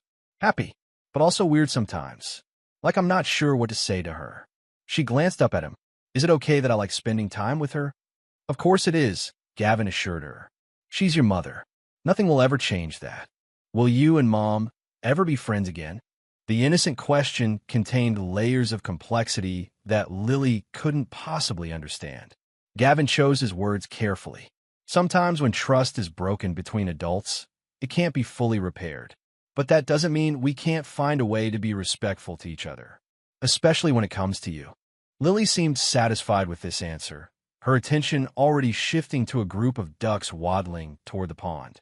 Gavin watched her run ahead, struck by how much she had grown in the past year, not just physically but emotionally.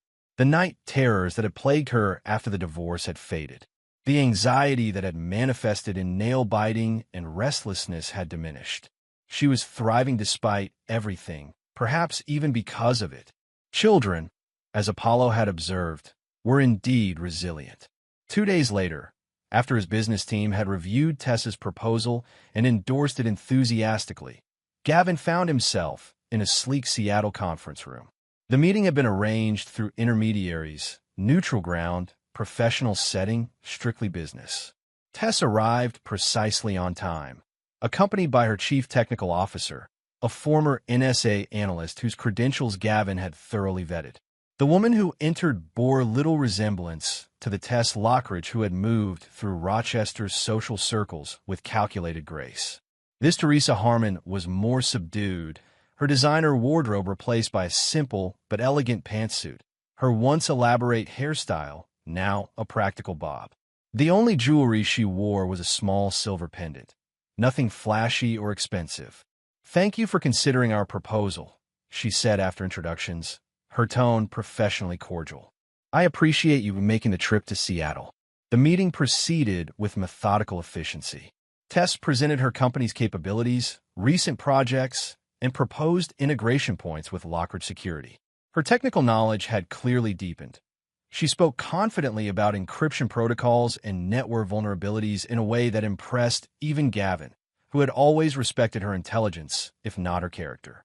2 hours later, as they finalized the preliminary terms of a strategic partnership, Tess asked her CTO to handle the remaining details with Apollo, who had joined remotely. "Could we speak privately for a moment?" she asked Gavin once they were alone. He nodded, maintaining his professional demeanor. "Of course. I want to be clear about something," Tess began, meeting his gaze directly. "This partnership is not an attempt to insinuate myself back into your life or to manipulate my relationship with Lily. If you're concerned about that." "I'm not," Gavin interrupted. "If I were, I wouldn't be here." She studied him for a moment, then nodded. "Good. Because Lily deserves parents who can at least function as respectful co-parents, even if forgiveness isn't possible. On that, we agree. I know you'll never forgive me," Tess continued, her voice steady despite the difficult subject. "I wouldn't expect you to. What I did, what Griffin and I did, with my mother's help, was unforgivable. The betrayal, the plotting, the lies. I have no excuses. You've never actually apologized, Gavin observed, his tone more curious than accusatory. Not once in all this time. Tess looked genuinely surprised, because I thought it would be insulting, like putting a Band-Aid on a gunshot wound. An apology seemed woefully inadequate given the damage I caused. Perhaps, Gavin acknowledged, but still customary. She took a deep breath. You're right. And I'm sorry, Gavin. Deeply, genuinely sorry for the pain I caused you and for the damage I did to our family. Not because I got caught or because I suffered consequences, but because what I did was wrong. Fundamentally, inexcusably wrong. The words hung in the air between them, neither healing the wounds nor enlarging them, simply acknowledging their existence and legitimacy. Gavin felt no surge of forgiveness, no cathartic release, but perhaps a slight easing of the perpetual tension that had characterized their interactions since the divorce. Thank you for saying that, he said finally. It matters, even if it doesn't change anything. I don't expect it to, Tess assured him, but Lily matters to both of us. And if we're going to have this business relationship, I wanted to clear the air as much as possible. As they prepared to part ways, Tess hesitated. How is she doing, really? Beyond what I see during our visits. She's thriving, Gavin answered honestly. Straight A's, chess club champion, and she started taking karate lessons. She's resilient. Like her father, Tess observed with a small, sad smile. And her mother, Gavin added, surprising them both with the acknowledgement. Whatever your flaws, stubbornness and resilience were always among your strengths. The partnership between Lockridge Security and Harmon Cybersecurity proved remarkably successful over the following months. Their companies remained separate entities, but their collaborative projects generated substantial revenue and industry recognition. Professional respect gradually replaced cold formality in their limited interactions. 6 months after their Seattle meeting, as autumn painted Rochester in fiery hues, Gavin received a call from the security team at his daughter's school. Lily had been approached by a stranger in the parking lot, a man who claimed to be a friend of her mother's and offered to drive her to her karate lesson. Alert and well-trained by both her parents about potential dangers, Lily had immediately reported the incident to a teacher. By the time Gavin arrived at the school, local police had reviewed security footage and identified the man as Willis Maddox, Griffin's older brother, who had publicly blamed Gavin for his siblings' downfall. The attempted contact with Lily represented a serious escalation, one that Gavin would not tolerate. He called Tess immediately. Did you know about this? He demanded without preamble. Know about what? Her confusion seemed genuine. Gavin explained the situation, listening carefully for any hint of foreknowledge or involvement. He heard only shock, followed by cold anger that matched his own. I swear to you, Gavin, I had no idea, Tess said, her voice tight with controlled fury. Willis Maddox has never been a friend of mine, and I would never authorize anyone to approach Lily without your knowledge. His brother is serving 25 years because of what happened, Gavin pointed out. He has reason to hold a grudge. Against both of us, Tess countered. I was equally complicit in Griffin's disgrace, more so from his family's perspective. That night, after ensuring Lily was safely asleep in her bed, Gavin made a call to an old contact, someone from his former life who specialized in persuasive negotiations. The message to be delivered to Willis Maddox was simple. Any further attempt to contact Gavin's daughter would result in consequences far worse than those his brother had faced. To his surprise, Tess called the next morning with similar news. I've handled the Willis situation, she said without elaboration. He won't be approaching Lily or anyone else in our family again. How did you manage that? Gavin asked, genuinely curious. Let's just say that the Maddox family has more secrets than they'd like exposed. I made it clear that my discretion depends entirely on their complete disassociation from our lives. The incident, though disturbing, had an unexpected effect.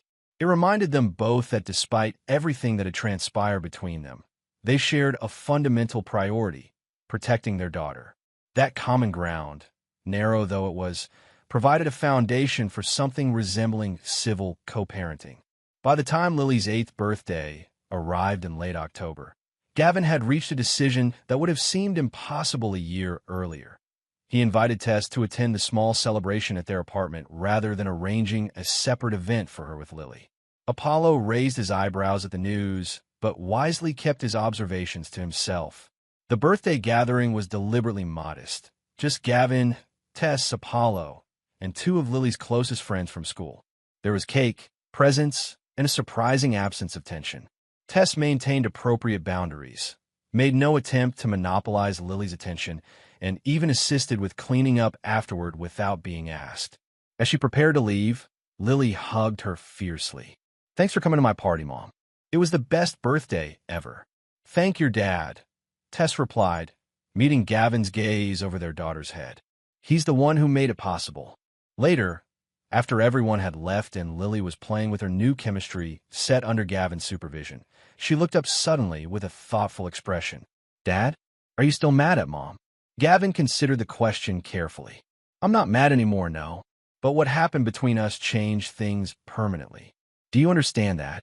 Lily nodded slowly, like when you break a glass. Even if you glue it back together, it's never the same as before. "That's a good analogy," Gavin agreed, impressed by her perception.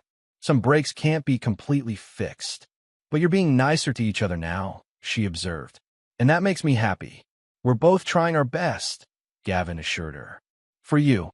That night, long after Lily had gone to bed, Gavin stood on his penthouse balcony watching the city lights shimmer against the autumn darkness.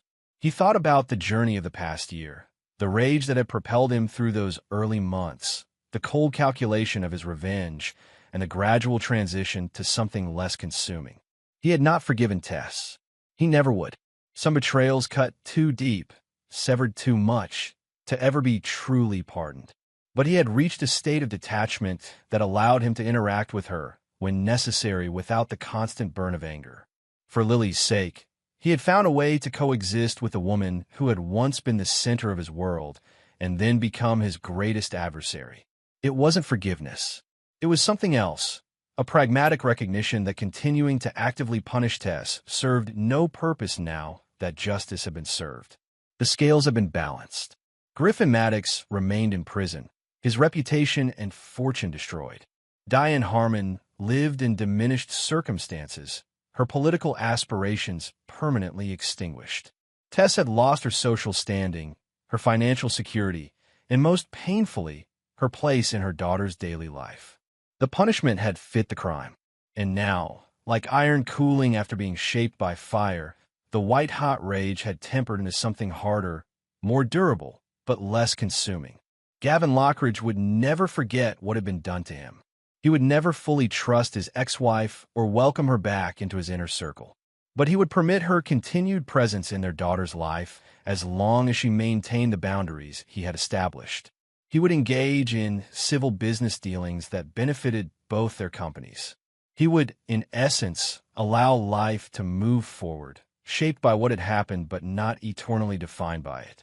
As for himself, the experience had revealed aspects of his character that even he hadn't fully recognized: a capacity for strategic patience, an unwavering commitment to justice, and a depth of love for his daughter that transcended everything else. He had emerged from the crucible not unscathed, but stronger in the broken places, like metal forged in fire. Iron and ash, destruction and renewal. The warning his daughter had whispered at his mother-in-law's door had set in motion events that transformed their lives completely. But from those ashes, something new had risen. Not perfect, not whole, but enduring. And for now, that was enough. And there you have it. Another story comes to an end. What did you think? I'd love to hear your thoughts in the comments below. If you enjoy this story, consider joining our community by subscribing. It means the world to us. For more stories like this one, check out the recommended videos on screen. And I'll see you there. Welcome back to another story on Infidelity Tales Lab. Before we begin, tell us, where in the world are you watching from? Now, let's dive into today's story. Chapter 1. The Perfect Life. Luke Stafford had always been a man who paid attention to details. As a forensic accountant who'd helped the FBI take down 3 major crime syndicates, he'd built a career on noticing what others missed. The slight tremor in a witness's voice, the microscopic inconsistency in a ledger, the way people's pupils dilated when they lied. Which is why, on that Tuesday evening in September, he noticed something was off the moment he walked through his front door. The house smelled wrong. Elsa always lit her vanilla sandalwood candles when she worked from home. But today, there was something else, a sharper, chemical note underneath. Perfume, but not her usual brand. He set his briefcase down slowly, his mind already cataloging anomalies. "Elsa," he called out. "Upstairs, honey." Her voice floated down, bright and familiar. "I'm just finishing up some work." Luke loosened his tie and headed to the kitchen. They'd been married for 5 years, together for 8, and he knew her patterns better than his own. Elsa was a commercial real estate developer, aggressive and ambitious, with a streak of ruthlessness that had always excited him. She'd built her company, Stafford Development, from nothing. Though she kept her maiden name professionally, she was proud to be Elsa Stafford in their personal life. But lately, things had been different. It started 3 months ago. Late-night phone calls she'd take in another room. Weekend site visits that ran longer than necessary. The way she'd started password protecting her laptop. Luke wasn't a jealous man by nature. His work taught him that suspicion without evidence was worthless. But he was observant, and the evidence was accumulating. He'd hired a private investigator 2 weeks ago. Russ McConnell, an old friend from his FBI consulting days, had been discreet and thorough. The preliminary reports sat in Luke's office safe. Elsa had been meeting regularly with Dale Harrington, her business partner and the company's CFO. Dinner meetings that stretched into the night. A weekend trip to Portland that had no business justification. Hotel records that Russ was still working to confirm. Luke poured himself a bourbon and stared out the kitchen window at the lake behind their property. Lake Meridian was beautiful in the fading light, the water turning from blue to black as the sun set. They bought this house specifically for the view, for the privacy it offered. 5 acres of wooded property with their nearest neighbor half a mile away. Privacy that suddenly felt isolating. "Luke," Elsa appeared in the doorway, and for a moment his breath caught. She was beautiful. Auburn hair, green eyes that could cut through steel in a business meeting and soften a honey when she looked at him. Or used to look at him.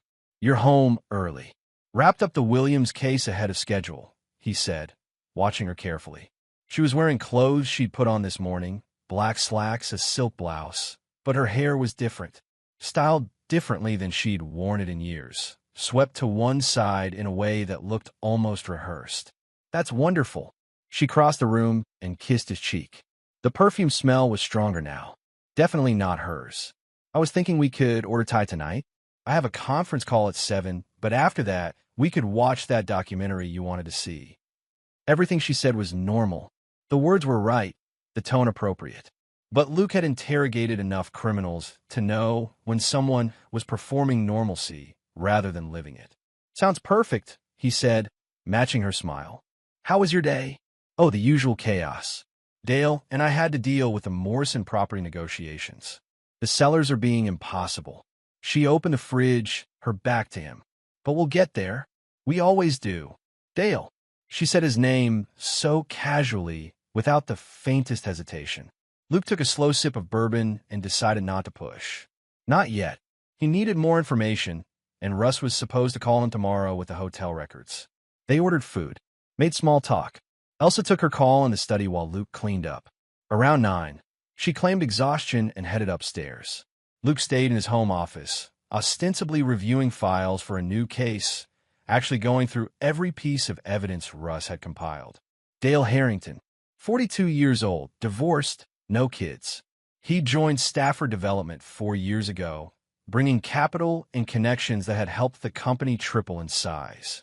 Luke had met him dozens of times at company events, smooth, confident, with the kind of practice charm that probably worked well on clients and, apparently, on Luke's wife. The photographs Russ had taken were damning even without context. Elsa and Dale at a restaurant, her hand on his arm.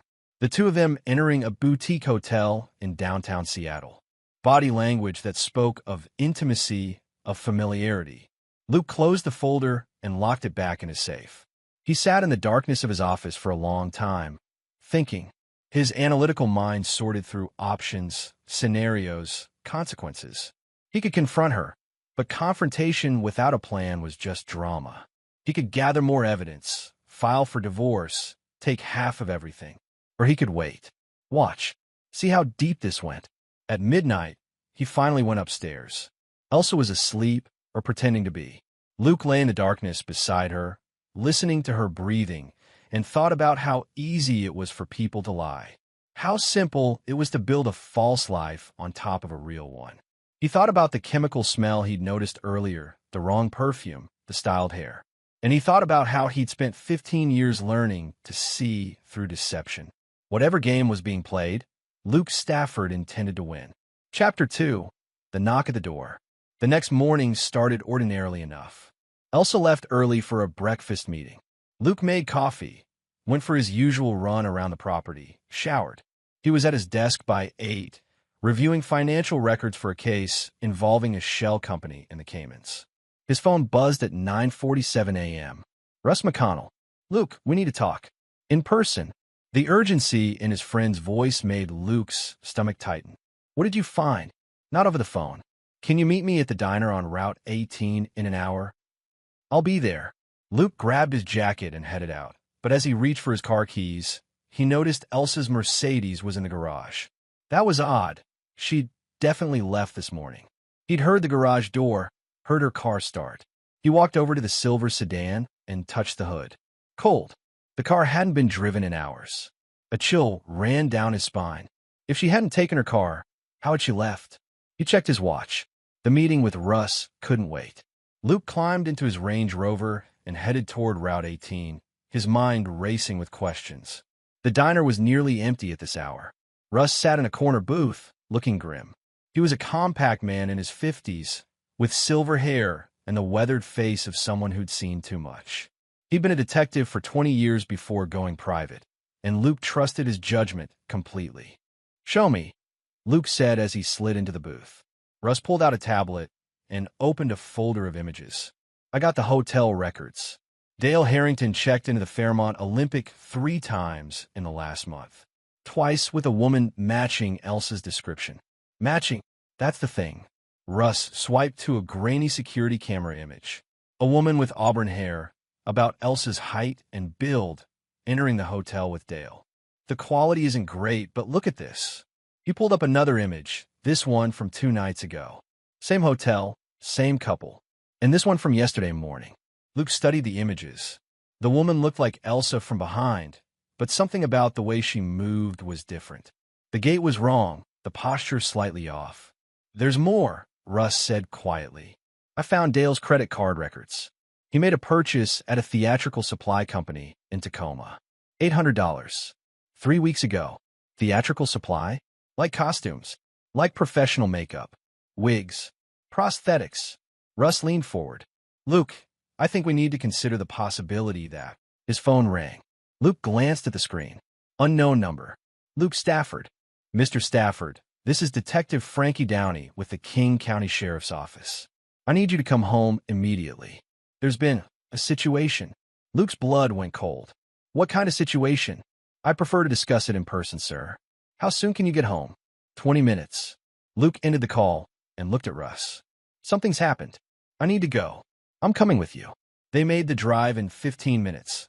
Luke's mind spinning through possibilities. An accident? A break-in? But why would the sheriff's office call him directly? 3 police cruisers were parked in his driveway when they arrived. Officers stood on his porch, and yellow tape was being strung around the perimeter. Luke felt his heart hammer against his ribs as he parked and climbed out. A tall woman in a detective's badge approached him. African-American, mid-30s, with sharp eyes that took in everything. Mr. Stafford? I'm Detective Downey. Is there somewhere we can talk? What's going on? Is Elsa okay? Detective Downey's expression was carefully neutral. Sir, early this morning, a jogger discovered a vehicle in the lake about 2 miles north of here. The car was partially submerged near the boat launch. We ran the plates. Luke felt the world tilt. Elsa's Mercedes. Yes, sir. We recovered the vehicle at approximately 8 a.m. There was a body inside. The words seemed to come from very far away. A body. Female. Matching your wife's general description. The medical examiner is conducting an autopsy but based on preliminary assessment. She paused, her eyes searching his face. Mr. Stafford, according to the coroner, the woman in that car has been deceased for at least 72 hours. The words didn't make sense. Luke's brain, trained to process complex information, seemed to stutter and fail. 72 hours. 3 days. But that's impossible, he heard himself say, his voice sounding hollow and distant. She's upstairs sleeping. We had dinner together last night. She just left for work this morning. Detective Downey's expression shifted from professional sympathy to sharp attention. Sir, what did you just say? My wife, Elsa. She's in the house. She's been here all week. Last night we ordered Thai food, and she... Luke stopped, finally understanding the look on the detective's face. Horror, concern, suspicion. Mr. Stafford, I need you to step back to your vehicle while we... No. Luke pushed past her, running toward his front door. Officers moved to intercept him, but Detective Downey shouted, Let him go. Follow him. Luke burst through his front door and took the stairs 2 at a time. Behind him, he heard boots pounding, voices shouting. His bedroom door was closed. He grabbed the handle and threw it open. A woman lay in his bed, covers pulled up, auburn hair spread across Elsa's pillow. She stirred at the commotion, sitting up slowly. Luke? What's all the... Her eyes widened as she saw the police officers crowding into the bedroom behind him. What's happening? Detective Downey pushed forward, her hand on her weapon. She stared at the woman in the bed, then back at Luke, then at the woman again. Luke watched as the detective's face went pale, her professional composure cracking. Jesus Christ, Downey whispered. The woman in the bed looked exactly like Elsa. Same face, same hair, same green eyes. But now, in the harsh morning light, with police officers surrounding them, Luke saw what his unconscious mind had been trying to tell him all along. The eyes were the wrong shade of green, the voice a half note too high, the way she held her shoulders, the shape of her hands, the tiny mole on Elsa's left collarbone that this woman didn't have. Who are you? Luke asked quietly. The woman's face remained calm, almost serene. I'm your wife, Luke. I'm Elsa. What's going on? No, Luke said, his voice hardening. You're not. Detective Downey stepped forward. Ma'am, I'm going to need you to come with us. We have some questions. I don't understand. The woman's voice rose, taking on a note of panic that sounded rehearsed, theatrical. Luke, tell them. Tell them who I am. Luke looked at her, this stranger wearing his wife's face, sleeping in his wife's bed, and felt something cold and dark settle in his chest. This wasn't random. This wasn't a mistake. This was planned, calculated, executed with precision. Someone had killed his wife and replaced her with an imposter. And Luke Stafford was going to find out who and why and make them pay for every single second of the last 3 days. Get her out of my house, he said to Detective Downey. She's not my wife, and I want to see the body you found. Chapter 3. The Investigation. The King County Medical Examiner's office was a windowless building that smelled of disinfectant and something else Luke couldn't quite name. Death, maybe, or just the absence of life. Detective Downey led him through sterile hallways to a viewing room with a window that looked into the examination area. I have to warn you, Mr. Stafford, she said gently. The body has been in the water for several days. There's been significant... I understand. I need to see her. The medical examiner, a weary-looking man named Dr. Ken Fox, pulled back the sheet. Luke forced himself to look, to catalog what he saw with the same clinical detachment he used in his casework. The body was bloated, discolored, but he knew. The shape of her ears. The small scar on her chin from a childhood bike accident. The tattoo on her right ankle. A small compass rose she'd gotten in college. This was Elsa, his wife, the woman he'd loved for 8 years. I need a positive identification for our records, Detective Downey said quietly. That's Elsa Stafford, my wife. Luke's voice was steady, mechanical. He refused to let himself feel it yet, refused to let the grief crack through the ice forming around his heart. Grief was a luxury. Right now, he needed to think. Dr. Fox cleared his throat. I've completed the preliminary examination. Cause of death appears to be drowning, but there are bruises on the upper arms consistent with being restrained. Toxicology is pending, but I found evidence suggesting she was sedated before entering the water. She was murdered, Luke said flatly. That will be my official determination, yes. Detective Downey touched his elbow, guiding him out of the viewing room. They ended up in a small conference room where she offered him coffee he didn't want and a box of tissues he didn't use. Mr. Stafford, I need to ask you some difficult questions. I know. I'm a suspect. The husband always is. Luke met her eyes. I didn't kill her, and I can prove it. I'm listening. 3 days ago was Saturday. I was in Portland for a deposition. I can give you the name of the attorney, the location, the hotel where I stayed. There are security cameras, credit card receipts, dozens of witnesses. I didn't get back until Sunday evening around 8 p.m. Detective Downey made notes. And the woman in your house? I don't know who she is, but she's been impersonating Elsa since at least Sunday night when I got home. Luke pulled out his phone. I have a friend who's a private investigator. Russ McConnell. I hired him 2 weeks ago because I suspected Elsa was having an affair. He watched Downey's expression shift. With whom? Her business partner, Dale Harrington. I'll need to speak with Mr. McConnell. And with Mr. Harrington. She paused. The woman we took from your house isn't talking. She's asking for a lawyer. But we'll identify her eventually through fingerprints and facial recognition. I can tell you who she is right now. Russ's voice came from the doorway. He held up his tablet. Vera Hall, age 34. Originally from Nevada. She's a professional actress. Mostly commercial work, some theater. But here's where it gets interesting. He swiped through images.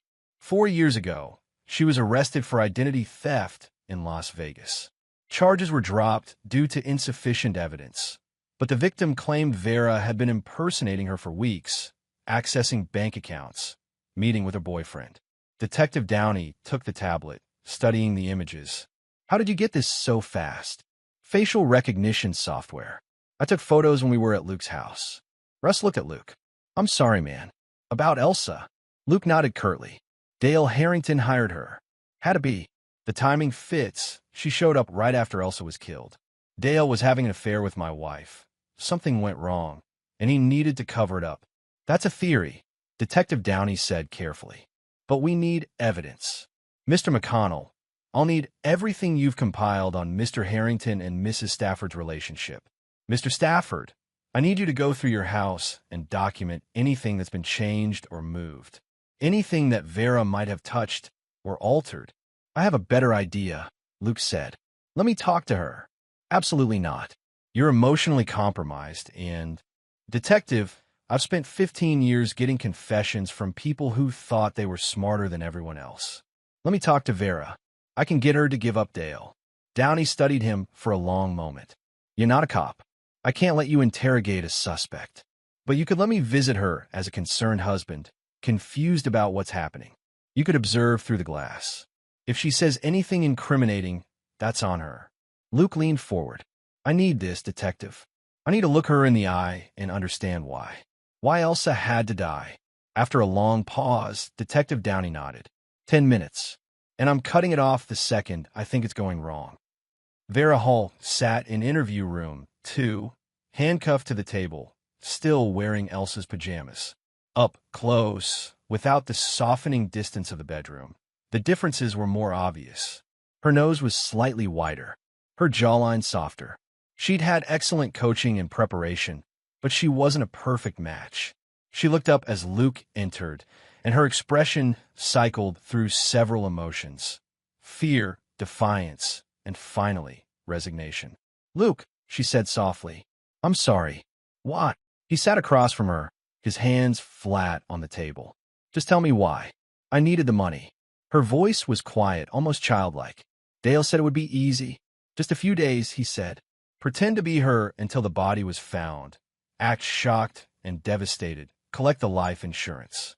He promised no one would get hurt. But someone did get hurt. Elsa is dead. Tears streamed down Vera's face. I didn't know. I swear to God, I didn't know he was going to kill her. He told me she was leaving you, that she wanted out of the marriage and the business. He said she'd agreed to disappear, start a new life somewhere else, and I was just supposed to play the role until things settled down. Luke felt his hands curl into fists. You're lying. I'm not. I swear. Friday night, Dale called me and said there'd been an accident, that Elsa had taken pills and alcohol and driven off the road. He was panicking. He said if anyone found out about their affair, he'd be the prime suspect. He begged me to help him. Vera's voice cracked. I owed him. He'd helped me out of some trouble in Vegas. So I agreed. I showed up Sunday morning. He gave me her clothes, her jewelry, went through her mannerisms and habits. He said it would just be for a few days until her body was found, and then I could leave. And the money? The life insurance. There's a $2 million policy on Elsa. Dale is the beneficiary through the business, some kind of key person insurance. He was going to split it with me, $1 million each. She looked up at him with red-rimmed eyes. But I swear, I didn't know he killed her. Not until just now, when they told me how long she'd been dead. The timeline doesn't match what Dale said. Luke stood slowly. You're going to tell Detective Downey everything. Every detail about Dale's plan, every conversation you had, every instruction he gave you. And if you're very lucky, maybe they'll reduce your charges from accessory to murder to something slightly less horrifying. Luke, please. My wife is dead, he said quietly, and the ice around his heart cracked just enough to let the rage bleed through. She died scared and alone because your friend Dale wanted money. So no mercy, no sympathy. You're going to give the police everything, and then you're going to spend a very long time in prison thinking about what happens to people who help murderers. He left the room before Vera could respond. Detective Downey was waiting in the observation area, her expression grim. We'll bring Dale Harrington in for questioning, she said. Based on Vera's statement, we have enough for a warrant. But Luke, you need to prepare yourself. Cases like this take time. Getting a conviction isn't as simple as getting a confession. I know. Luke's mind was already working, sorting through possibilities, strategies, angles of attack. But Dale doesn't know that I know. He thinks Vera is still playing her part, that I'm the grieving husband who has no idea what's happening. That gives us an advantage. Us. Downey raised an eyebrow. Mr. Stafford, this is a police investigation. You're a victim, not a detective. With all due respect, detective, I'm a forensic accountant who's helped put away more criminals than most cops see in a career. And Dale Harrington just declared war on the wrong man. Luke met her eyes. I'm going to help you build a case that's so airtight, so completely overwhelming, that Dale won't be able to lie his way out of it. I'm going to give you everything you need to put him away for life. And what do you get out of it? Luke thought about Elsa, about their first date, their wedding day, the way she laughed at his terrible jokes, about the future they'd planned and the life that had been stolen from both of them. Justice, he said quietly. I get justice. Chapter 4, The Puppet Master. Dale Harrington's office at Stafford Development occupied the corner of the third floor with a view of Elliott Bay. Luke had been there dozens of times, had shared drinks with Dale at company parties, had listened to him expound on commercial real estate trends and investment strategies.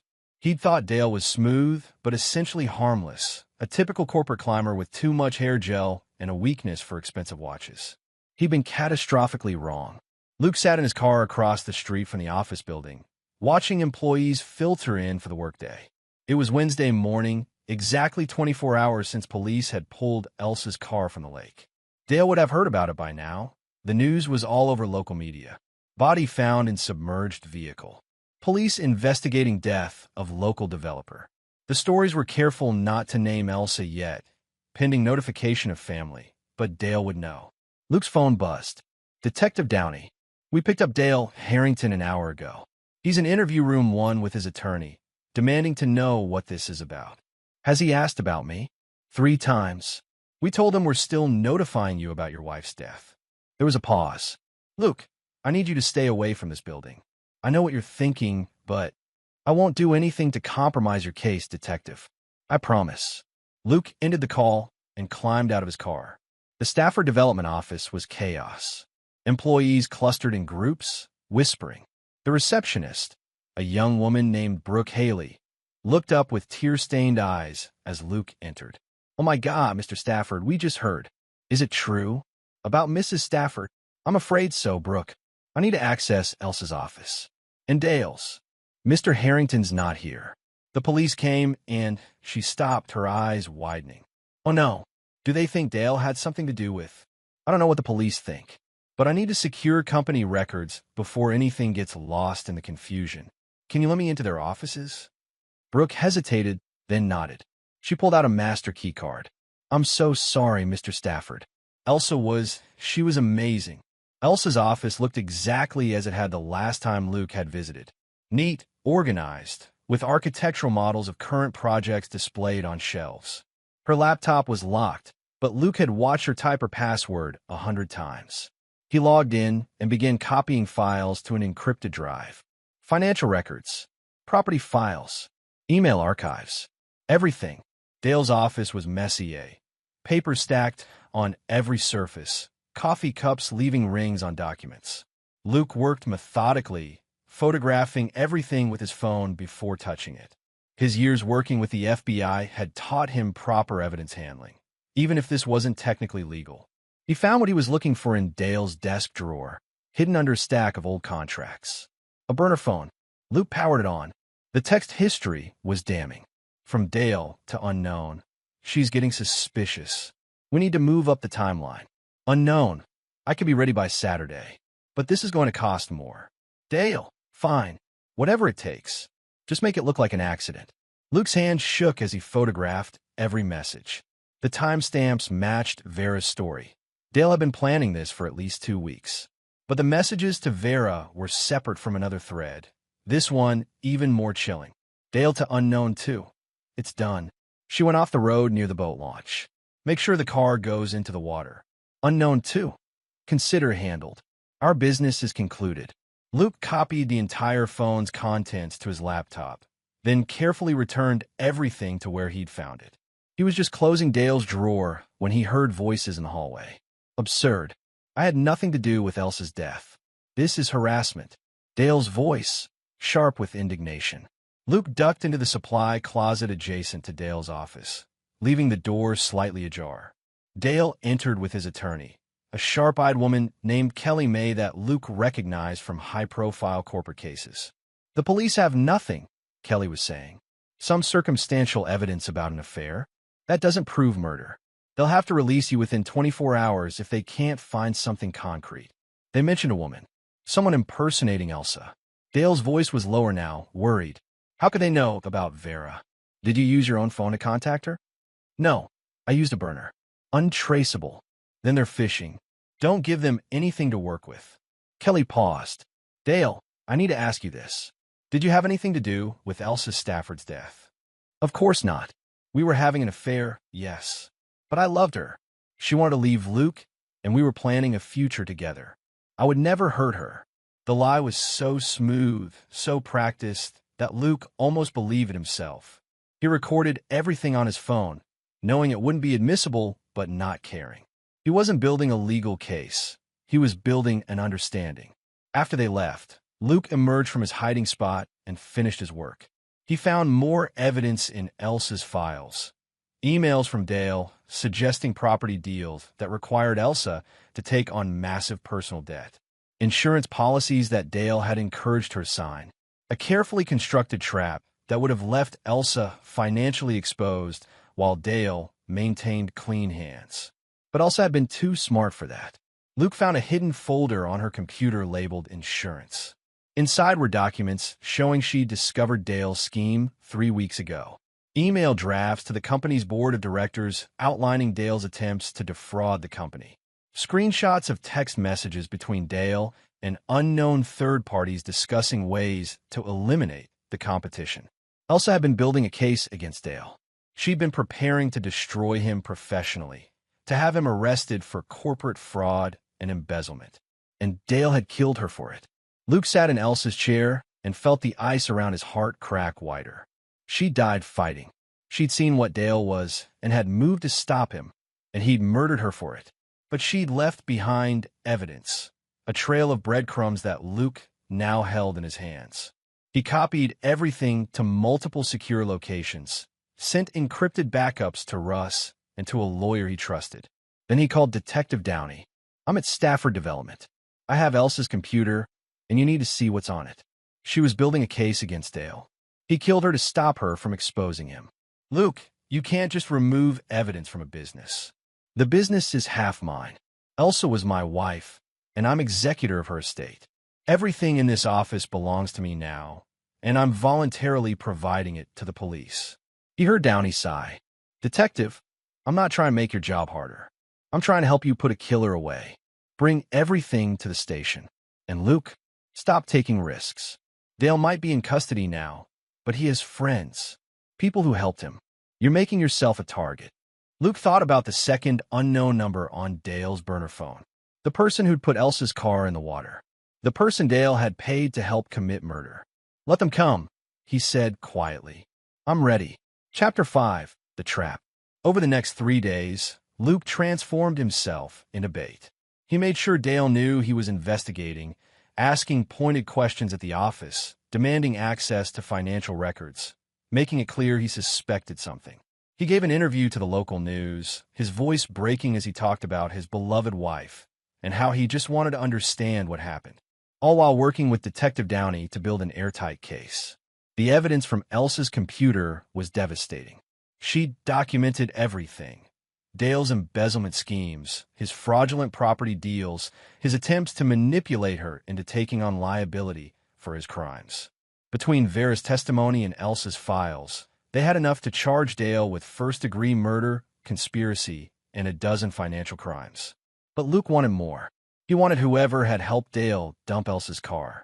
He wanted everyone involved in his wife's death to face justice, which is why on Saturday night, he made himself very visible and very vulnerable.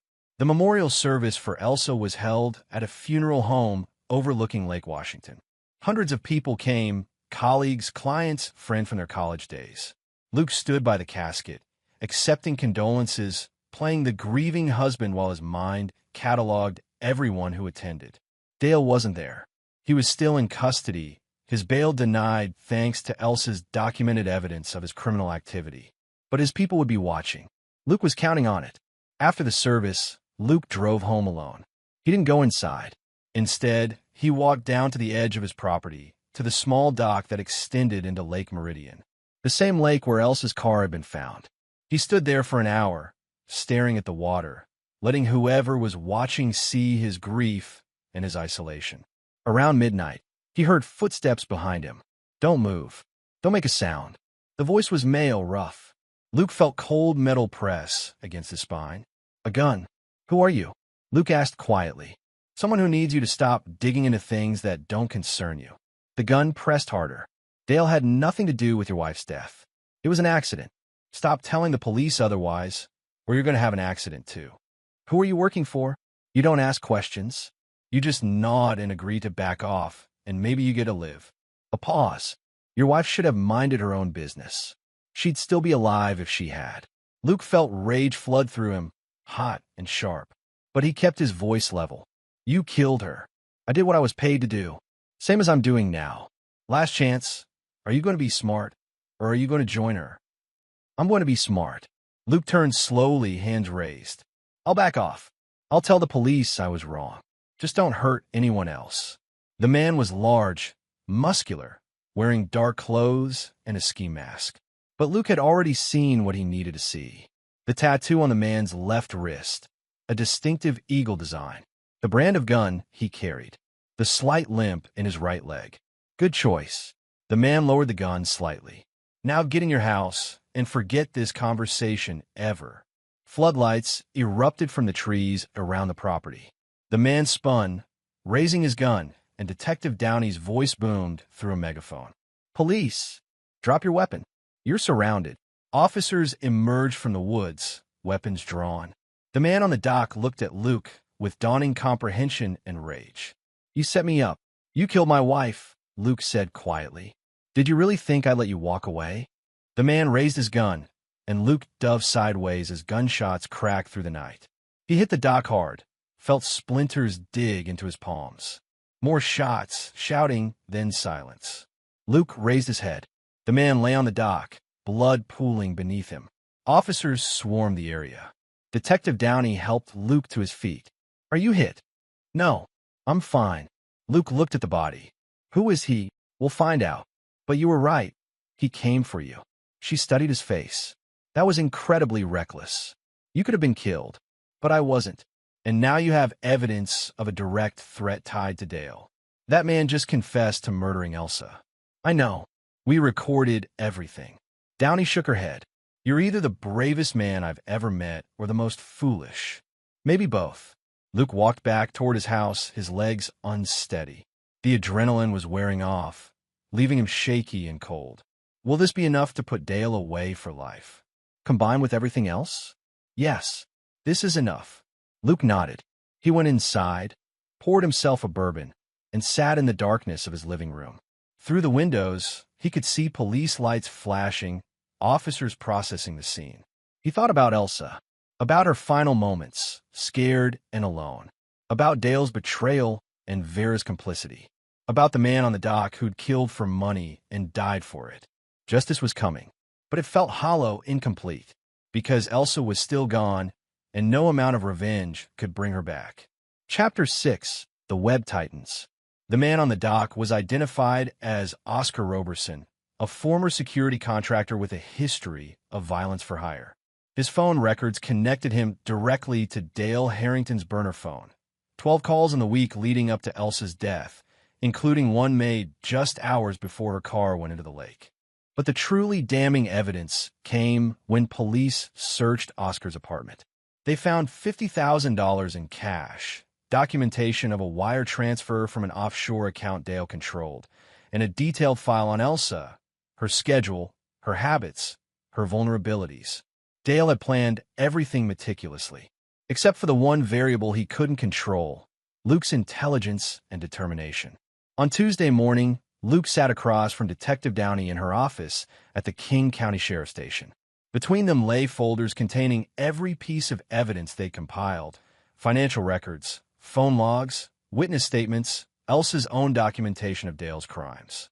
The prosecutor is calling it one of the strongest murder cases he's seen, Downey said. Dale's lawyer is already floating plea deal options. No deals. Luke's voice was flat, hard. He goes to trial. He faces a jury. He gets convicted and sentenced to life without parole. Nothing less. That's not your decision to make. I know. But if the prosecutor tries to accept a plea, I'll make sure every media outlet in the state knows that Dale Harrington murdered a woman to cover up his financial crimes, then try to have her husband killed when he got too close to the truth. I'll make this case so high profile that accepting a plea becomes political suicide. Downey studied him for a long moment. You've changed. Since Elsa died. Yes. Luke met her eyes. I thought I understood evil before. I'd seen white-collar criminals destroy lives, watch people lie and cheat and steal without remorse. But this, Dale didn't just kill Elsa. He erased her. He had someone wearing her face, sleeping in her bed, living her life while her body rotted in the lake. That's not just murder. That's obliteration. And you want him obliterated in return. I want him to face consequences. Real ones. The kind that can't be bought or negotiated away. Luke leaned forward. Detective, you've been more than fair with me. You've let me help when you didn't have to. So I'm asking you one more favor. Let me testify at the trial. Let me tell the jury exactly who Elsa was and what Dale took from the world when he killed her. Victim impact statements come at sentencing, not during trial. Then let me be a character witness. I can speak to Dale's relationship with Elsa, to his personality and patterns. I can help the jury understand the kind of man who could plan and execute this crime. Downey was quiet for a moment. You know he's going to try to paint Elsa as the villain, right? His defense will claim she was embezzling, that she was planning to run away with company money, that Dale was trying to stop her and things got out of hand. Let him try. I have her emails, her documentation, her meticulous records proving she discovered his crimes and was preparing to turn him in. The truth is on our side. The truth doesn't always win in court. Then we'll make sure it does. Over the next month, Luke worked with the prosecution to build their case. He sat through countless meetings, walked them through financial records, explained Elsa's business dealings in excruciating detail. He provided context for every email, every transaction, every piece of evidence that might seem ambiguous. And he watched as the case against Dale grew from strong to unassailable. Vera Hall took a plea deal, 15 years in exchange for a full testimony. She would tell the jury how Dale had recruited her, coached her, paid her to impersonate a dead woman, how he'd lied about Elsa's death being an accident, how he'd manipulated Vera into becoming an accomplice. Oscar Roberson's death became evidence of Dale's desperate measures. The prosecution would argue that he'd sent Oscar to kill Luke, to tie up loose ends, to prevent the truth from emerging. But Dale's defense team wasn't giving up. They leaked stories to sympathetic media outlets. Dale as the passionate lover, Elsa as the cold businesswoman. They suggested Luke was the real villain, a controlling husband who'd driven his wife into another man's arms. They even hinted that Luke might have killed Elsa himself and framed Dale. Luke watched these attacks with cold detachment. Let them come. Let Dale's lawyers spin whatever narrative they wanted. The evidence didn't lie. 3 weeks before trial, Luke received an unexpected visitor. Kelly May, Dale's attorney, showed up at his house unannounced. "Mr. Stafford, I'd like to speak with you." Off the record, Luke let her in curious. They sat in his living room, the same room where Vera had once played the role of his wife. "My client wants to make you an offer," Kelly said. "He'll plead guilty to manslaughter. 8 years, out in 5 with good behavior. In exchange, he'll provide full restitution of any money he embezzled from Stafford Development, plus $1 million to you personally for your pain and suffering." Luke laughed a harsh sound. "No, Mr. Stafford, be reasonable. A trial is going to be brutal for everyone involved. Your wife's reputation will be dragged through the mud. Every detail of your marriage will be examined. And there's always the chance a jury will by reasonable doubt. There's no reasonable doubt here. Dale killed Elsa to cover up his crimes. He hired someone to impersonate her. He sent another man to kill me. Those are facts, not opinions. Facts that can be interpreted different ways. Dale admits to the affair. He admits to some financial impropriety, but he maintains he didn't kill your wife. He says Oscar Roberson acted on his own, that he'd hired Oscar for security work, and Oscar went rogue." Kelly leaned forward. "Take the deal, Mr. Stafford. Get guaranteed justice and move on with your life."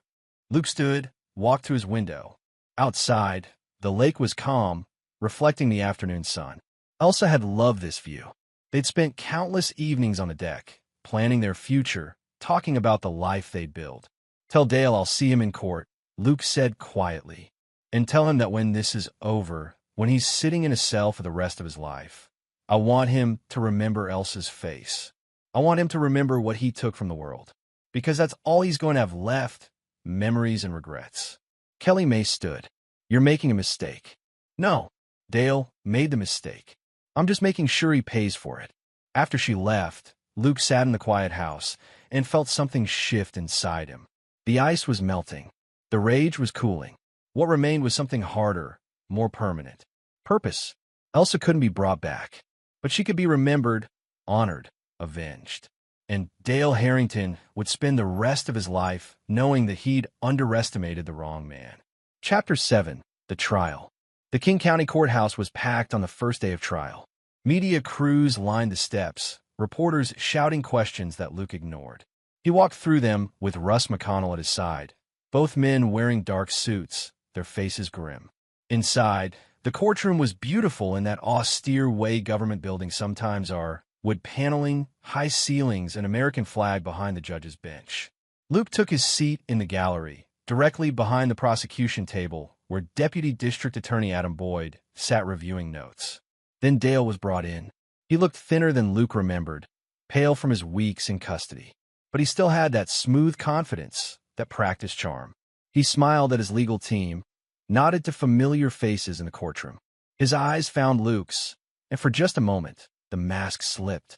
Luke saw hatred there, and fear, and something that might have been regret. Judge Alexandra Sanchez entered, and the bailiff called the court to order. Jury selection had been completed the previous week. 12 citizens who would decide whether Dale Harrington spent his life in prison or walked free. Adam Boyd's opening statement was masterful. He painted Elsa as a brilliant businesswoman who discovered her partner's criminal activities and paid for it with her life. He outlined the evidence methodically, the financial records, Vera's testimony, Oscar Roberson's death, the burner phone records. This is not a crime of passion, Boyd told the jury. This is premeditated murder. Dale Harrington killed Elsa Stafford to protect his criminal enterprise, then tried to cover it up with an elaborate deception. He hired an actress to impersonate the woman he'd murdered. And when Elsa's husband got too close to the truth, he hired a hitman to eliminate him too. This is not the work of a man who made a mistake. This is the work of a calculating killer. Dale's attorney, Kelly May, countered with emotion. Dale, as the heartbroken lover, destroyed by Elsa's death. Yes, they'd had an affair. Yes, Dale had engaged in some questionable business practices. But murder? Never. Kelly suggested alternative theories. Oscar Roberson acting on his own, perhaps even Luke himself as the killer. She painted reasonable doubt with broad strokes. The trial lasted 3 weeks. Luke attended every day, watching as piece by piece the prosecution built their case. Vera Hall took the stand, her voice shaking as she described how Dale had recruited her, coached her, paid her to become Elsa. She cried when Adam Boyd showed her photos of the real Elsa's body, pulled from the lake. I didn't know, Vera said. I swear I didn't know he'd killed her. He told me it was an accident, that she'd taken pills and driven off the road. I thought I was just helping cover up a tragedy, not helping a murderer. Kelly May tore into her on cross-examination. You were paid $50,000 to impersonate a dead woman, and you expect us to believe you didn't ask questions? You lived in her house, slept in her bed, lied to her husband every single day, and you claim you were innocent. I was stupid, Vera whispered. I was desperate and stupid, and I let Dale manipulate me. But I never wanted anyone to die. The jury looked skeptical. Luke hoped it was skepticism toward Vera's claims of innocence, not the prosecution's case. The financial evidence was damning. Forensic accountants traced the $50,000 paid to Oscar Roberson back to an offshore account Dale controlled. They showed how Dale had systematically embezzled from Stafford Development, how he tried to manipulate Elsa into taking the fall for his crimes. Elsa Stafford discovered this scheme 3 weeks before her death, the accountant testified. Her files show she was preparing to go to the board of directors to law enforcement. She was about to destroy Dale Harrington's career and send him to prison. So he killed her first, Adam Boyd said. Objection. Speculation. Sustained. The jury will disregard. But the implication hung in the air, heavy and damning. On day 12, Luke took the stand. Adam Boyd walked him through his relationship with Elsa, their marriage, her work. Luke spoke clearly, keeping his emotions in check, painting a picture of a woman who was brilliant, driven, ethical. Did your wife ever express concerns about Dale Harrington? Boyd asked. Yes. About 3 weeks before her death, she told me she'd discovered irregularities in the company finances. She said she needed to investigate further before bringing it to the board, but she was worried Dale was involved in something illegal. Did she seem afraid? No. Elsa wasn't easily frightened. She was angry. She felt betrayed. Kelly May's cross-examination was sharp. Mr. Stafford, you hired a private investigator to follow your wife, correct? Yes. Because you suspected her of having an affair? Yes. Were you angry about this affair? Luke met her eyes. I was hurt, but I never wished her harm. Hurt enough to want revenge. Objection. Boyd was on his feet. Counsel is implying. I'll allow it, Judge Sanchez said. Answer the question, Mr. Stafford. No, Luke said firmly. I love my wife. When I learned about the affair, I planned to confront her to see if our marriage could be saved. I never wanted her dead. But you'd benefit significantly from her death, wouldn't you? Her half of Stafford Development, her life insurance, her personal assets. I'd benefit more from having her alive. Money means nothing compared to what I lost. The exchange went on for an hour. Kelly May probing for weaknesses, Luke remaining steady. Finally, Judge Sanchez called for a recess. In the hallway, Russ pulled Luke aside. You did great. The jury was with you. I hope so. Luke watched Dale through the courtroom doors, saw him conferring urgently with his legal team. He's getting desperate. I can see it. Good. Desperate people make mistakes. The prosecution rested on day 15. The defense put on their case. character witnesses for Dale, experts questioning the timeline, suggestions of reasonable doubt. But they couldn't explain away the evidence. They couldn't make the burner phone disappear, or Vera's testimony, or the financial records. On day 18, both sides gave closing arguments. Adam Boyd was passionate. Dale Harrington is a murderer. He killed Elsa Stafford to protect himself, then tried to erase her very existence by replacing her with an imposter. He showed no mercy, no remorse, no humanity. And when her husband got too close to the truth, he tried to kill him too. This is not a man who made a mistake. This is a monster who deserves to spend the rest of his life in prison. Kelly May fought back. The prosecution has given you a compelling story. But stories aren't facts. They haven't proven beyond a reasonable doubt that Dale Harrington killed anyone. They've proven he had an affair, that he engaged in financial crimes, that he knew Vera Hall and Oscar Roberson. But murder? That's speculation. That's connecting dots in a way that supports their narrative while ignoring other possibilities. Your job is to find reasonable doubt, and there is plenty of doubt in this case. The jury deliberated for 4 days.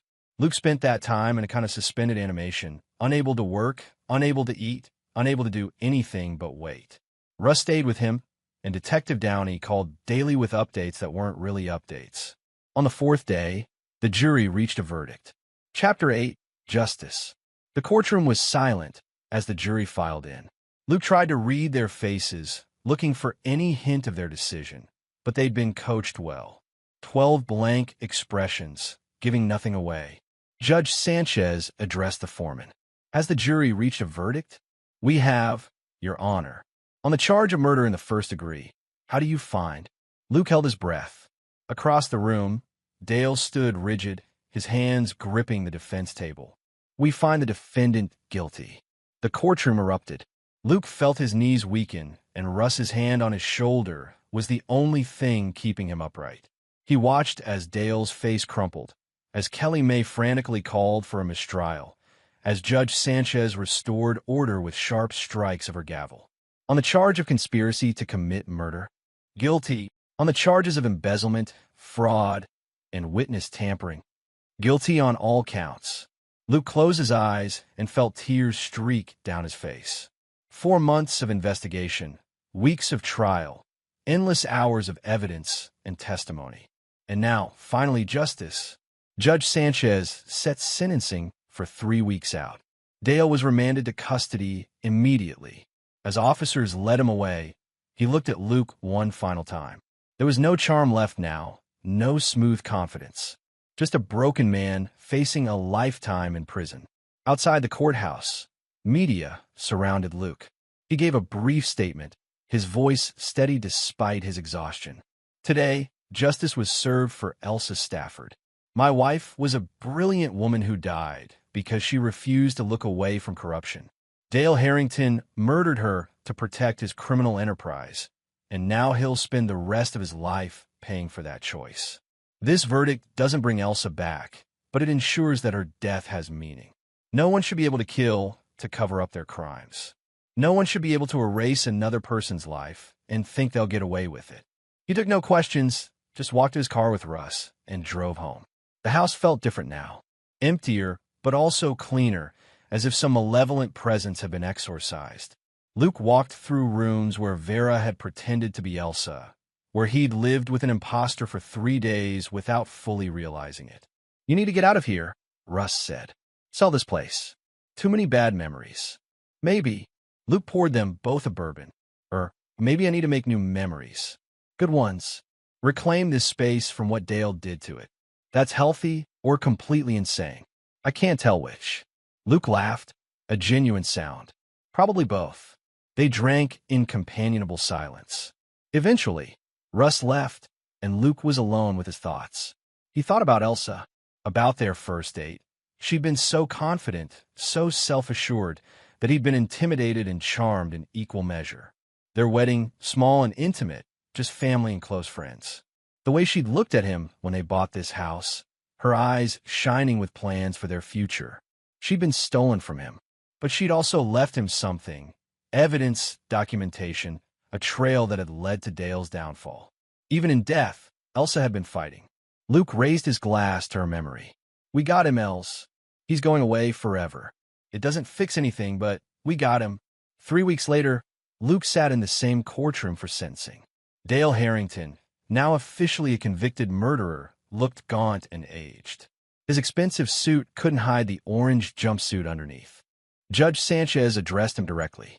Mr. Harrington, you were found guilty of murdering Elsa Stafford, a woman who trusted you, worked with you, and ultimately discovered your criminal activities. Rather than face consequences for your embezzlement and fraud, you chose to end her life. You hired an actress to impersonate her, attempting to delay discovery of your crime. And when Elsa's husband began investigating, you hired a killer to eliminate him as well. Your actions show a complete absence of remorse, a calculating disregard for human life, and a level of premeditation that disturbs this court deeply. Dale said nothing. His lawyer had advised him to remain silent, to show contrition without admitting anything that might help civil cases against him. It is the judgment of this court that you be sentenced to life in prison without the possibility of parole for the murder of Elsa Stafford. Additionally, you will serve consecutive sentences totaling 60 years for your other crimes. You will die in prison, Mr. Harrington, and perhaps in that time, you'll develop the conscience you so clearly lacked when you committed these crimes. The gavel fell. Dale was led away. Luke watched him go and felt, not satisfaction exactly, not joy, but something like completion. A chapter ending, however painfully. In the hallway, Detective Downey found him. How are you holding up? I'm okay. Better than okay. Actually, it's over. For Dale, yes. But Luke, you need to know, Vera Hall tried to appeal her plea deal, claiming she was coerced. The judge rejected it.